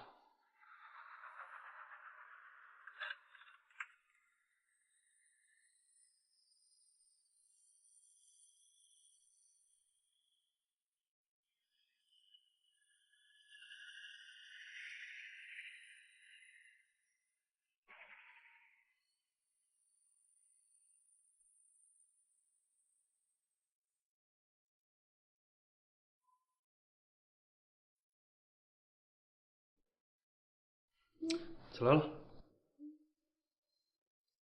早啊，解开了吗？打开了。有多少财产？不知道，这毕竟是陈家的财产，没有陈家人做个见证，咱们2个都没资格看。果然是我带出来的人嘛，有原则。那咱们就当着陈家人的面打开吧。找到俊凯遗体了。我们在谷底发现了一具男性骸骨，经法医鉴定，该男子死于1年以前。他的腿骨有些畸形，应该是年轻时受伤所致。种种迹象表明，他就是你的表弟陈俊凯先生。由于陈俊凯的母亲已经过世，所以我们希望你前去认领尸体，并办理相关的手续。那我在老宅子里看见的人是谁呀？原来不是俊凯。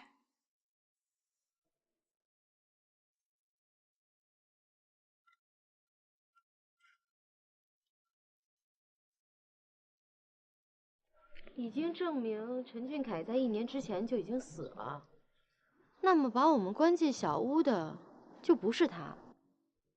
那我在陈家旧宅看到的黑衣人，还有在陈海月房间看到的黑衣人，都不是陈俊凯。是有人假扮的，咱们2个都没见过黑衣人的真面目，就连他是男是女都不知道。那么真凶就只有可能是他。动机呢？动机是什么？还有，他上次在陈家旧宅是怎么逃脱的呢？我们还是再去一趟陈家旧宅吧。好。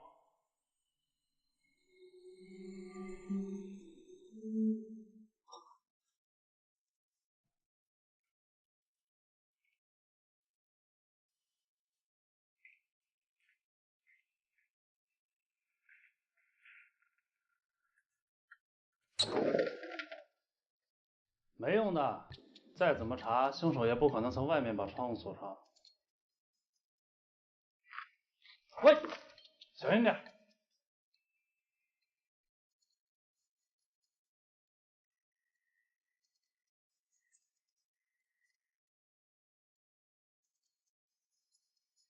原来是这样。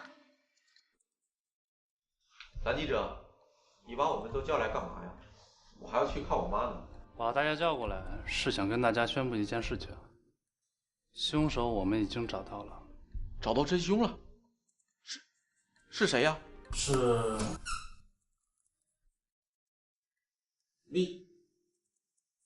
你是谁？这怎么看都像陈俊凯啊。不会，陈俊凯更高更魁梧一些。赶紧把你的口罩摘下来。不好意思，让大家久等了。叶记者，这是怎么回事？我刚才只是做了一个实验，我假扮成陈俊凯的样子出现在大家面前，结果郑律师一眼就认出来我不是真正的俊凯。那么大家可以想一下，假冒的陈俊凯为什么偏偏出现在我跟蓝天面前呢？因为你们各位对陈俊凯的体型还有身高都非常的了解，一眼就能够认出来是真是假。那么我跟蓝天对他并不了解，为什么会执意认为看到的人是他呢？因为有人告诉了我们，林薇还有陈俊天。陈俊天，你跟陈俊凯两个人是一起长大的，你看到的人到底是不是他，你应该一目了然吧？当时在旧宅的时候，你看到了黑衣人就大喊了一声俊凯，从那以后我就执意的认为看到的人是他。还有，因为一直都没有找到俊凯的遗体，陈海月一直相信他的儿子没有死，你就这样利用了下落不明的俊凯，让大家以为真凶就是他。叶记者，当时光线很暗淡，再加上我有些慌乱，就算我看错了，也很正常吧？不是的，当时你在我面前表现的是，你看到了黑衣人手腕上的玫瑰花标志，还有他的跛脚，就认定那是陈俊凯的。但是你明明视力好到可以看清他的手腕，却辨别不出来他的身高体型，这不是很奇怪吗？所以，袭击陈海平、杀害陈海月的人就是你们二位吧？小天，真的是你吗？叶记者，难道你忘记了，当时我大姨受袭击时，我和小薇可是和你在一起的。就算有人伪装成了俊凯，可唯独我和小薇是做不到的吧？当时我们三个人并没有一直在一起，你们只不过是让我那么以为而已。什么意思？那天晚上，你们两个一定是用了某种方法，把陈海平引到了陈家旧宅，然后再故意告诉我陈海平的事情，让我跟你们一起去跟踪他。我和你跟踪陈海平的时候，遇到了事先埋伏好的林薇，他说有个很像陈俊凯的男人也在跟踪陈海平。当时你让林薇留在原地，我们两个一起去找陈海平。我想就是在那个时候，他换上了黑衣人的装扮，假扮成陈俊凯，到了陈家旧宅的屋后，从事先打开好的后窗跳了进去。之后你悄悄翻进了宅子里边，陈海平当时已经到达，你就趁他不备，用某种凶器重击了他的头部。你做完这一切之后，就打开了旧宅的大门。俊凯，走了。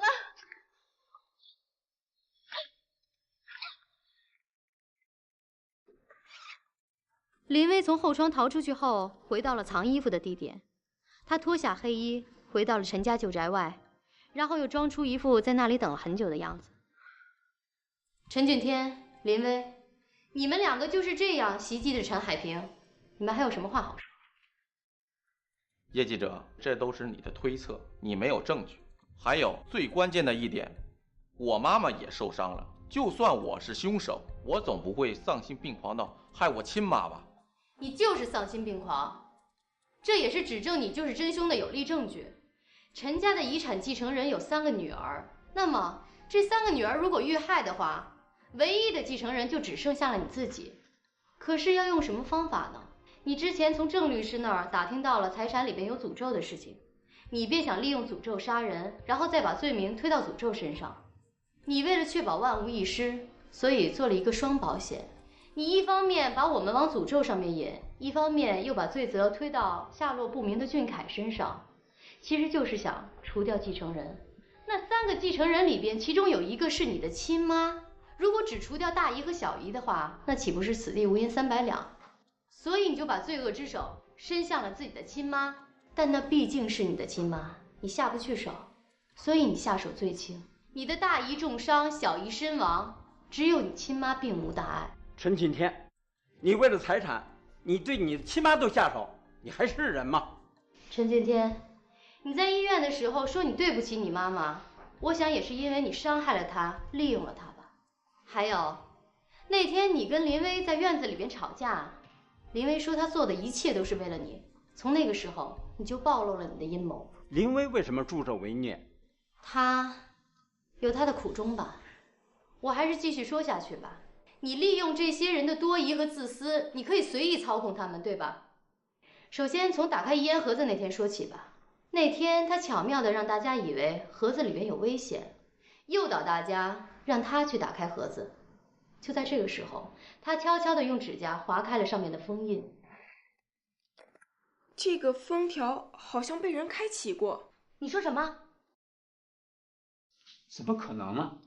然后你让大家相信盒子已经被人打开过了，盒子里边的提示是张假的，真正的已经被人盗走了。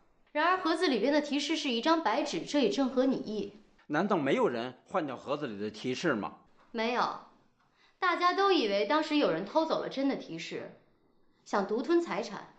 果然，多疑的三姐妹都让你去监视对方，你就将计就计，利用了这一点，把陈海平引到了陈家旧宅。我刚才听到海燕和海月的对话，他们说财宝好像在陈家的旧宅里。什么？我绝不能让他们抢先。林薇，陈老先生书房里那个素描画后边的字是你写上去的吧？然后你故意告诉了陈海燕和陈海月，画里有玄机。陈老先生在世的时候啊，我经常看到他对着书房那幅素描沉思。后来有一次，我看到他往那幅上写字，我猜这财产会不会跟那幅画有关？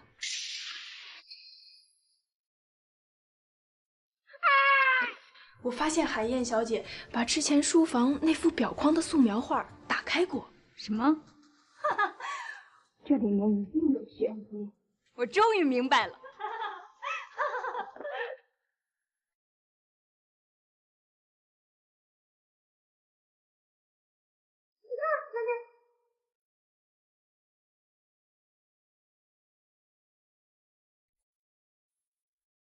是不是在这里？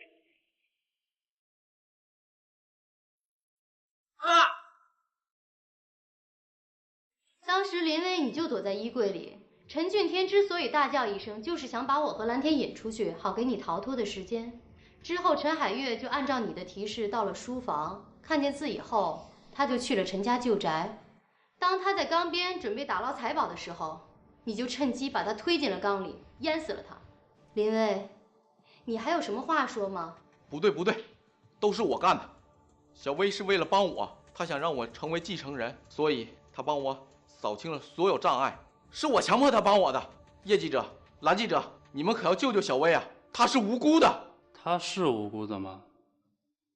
林薇，在陈老爷子聘请你当营养师之前，这个家你已经调查很久了吧？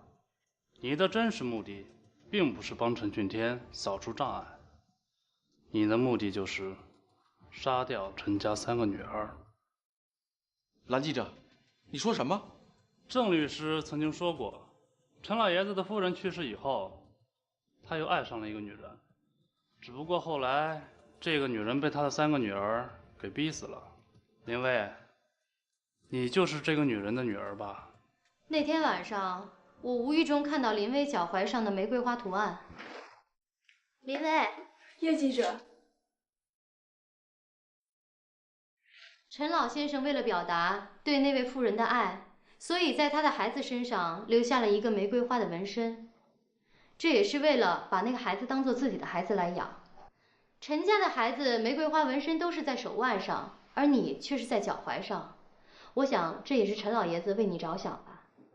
林薇，从一开始你潜入这个家，就是为了给你母亲报仇，对吗？真的是你吧？确实啊，那孩子长到今天，跟你也差不多大了。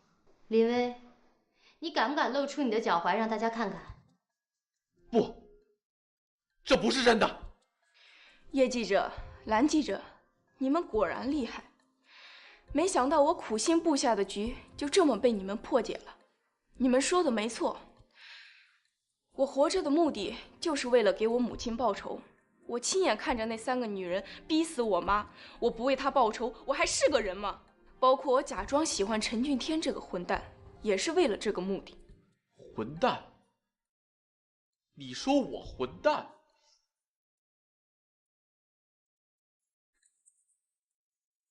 我喜欢你，也想帮你。我有个很好的办法，能让你成为这个家的掌门人。小薇，我是混蛋，你从来都没喜欢过我。我妈妈林秀珍一生都是苦命的，她一直都是为我而活，没想到她最后就算让我为了他永世不得超生，我也甘愿。林秀珍？你说你妈妈是林秀珍？孙茂森是你什么人？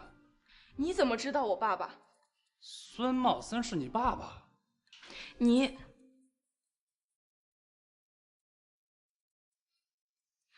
一切都已经结束了。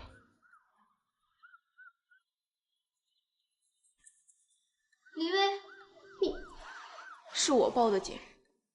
其实，在陈海月死后，你就已经后悔了，是不是？陈俊天，事到如今，你赶快去自首，逃也没有用。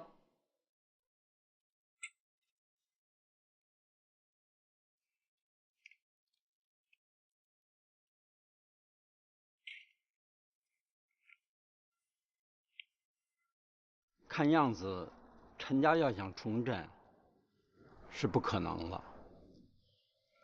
唉，我真是愧对我的老朋友啊！希望陈俊天以后能够洗心革面，重新做人。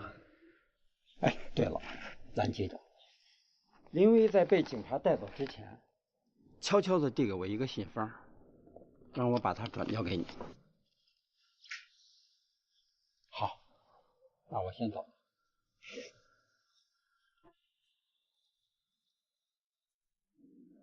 伊索寓言》里有一则故事，说的是一个农夫临终前告诉3个儿子，自家的田地里埋藏着宝藏。3个原本好吃懒做的儿子听后是翻遍了田地，却没有任何的发现。但是经过翻动的土地变得很松软，种上去的粮食最后获得了丰收。3个儿子这才明白，父亲是要告诉他们，真正的财富只能靠自己的双手去获得。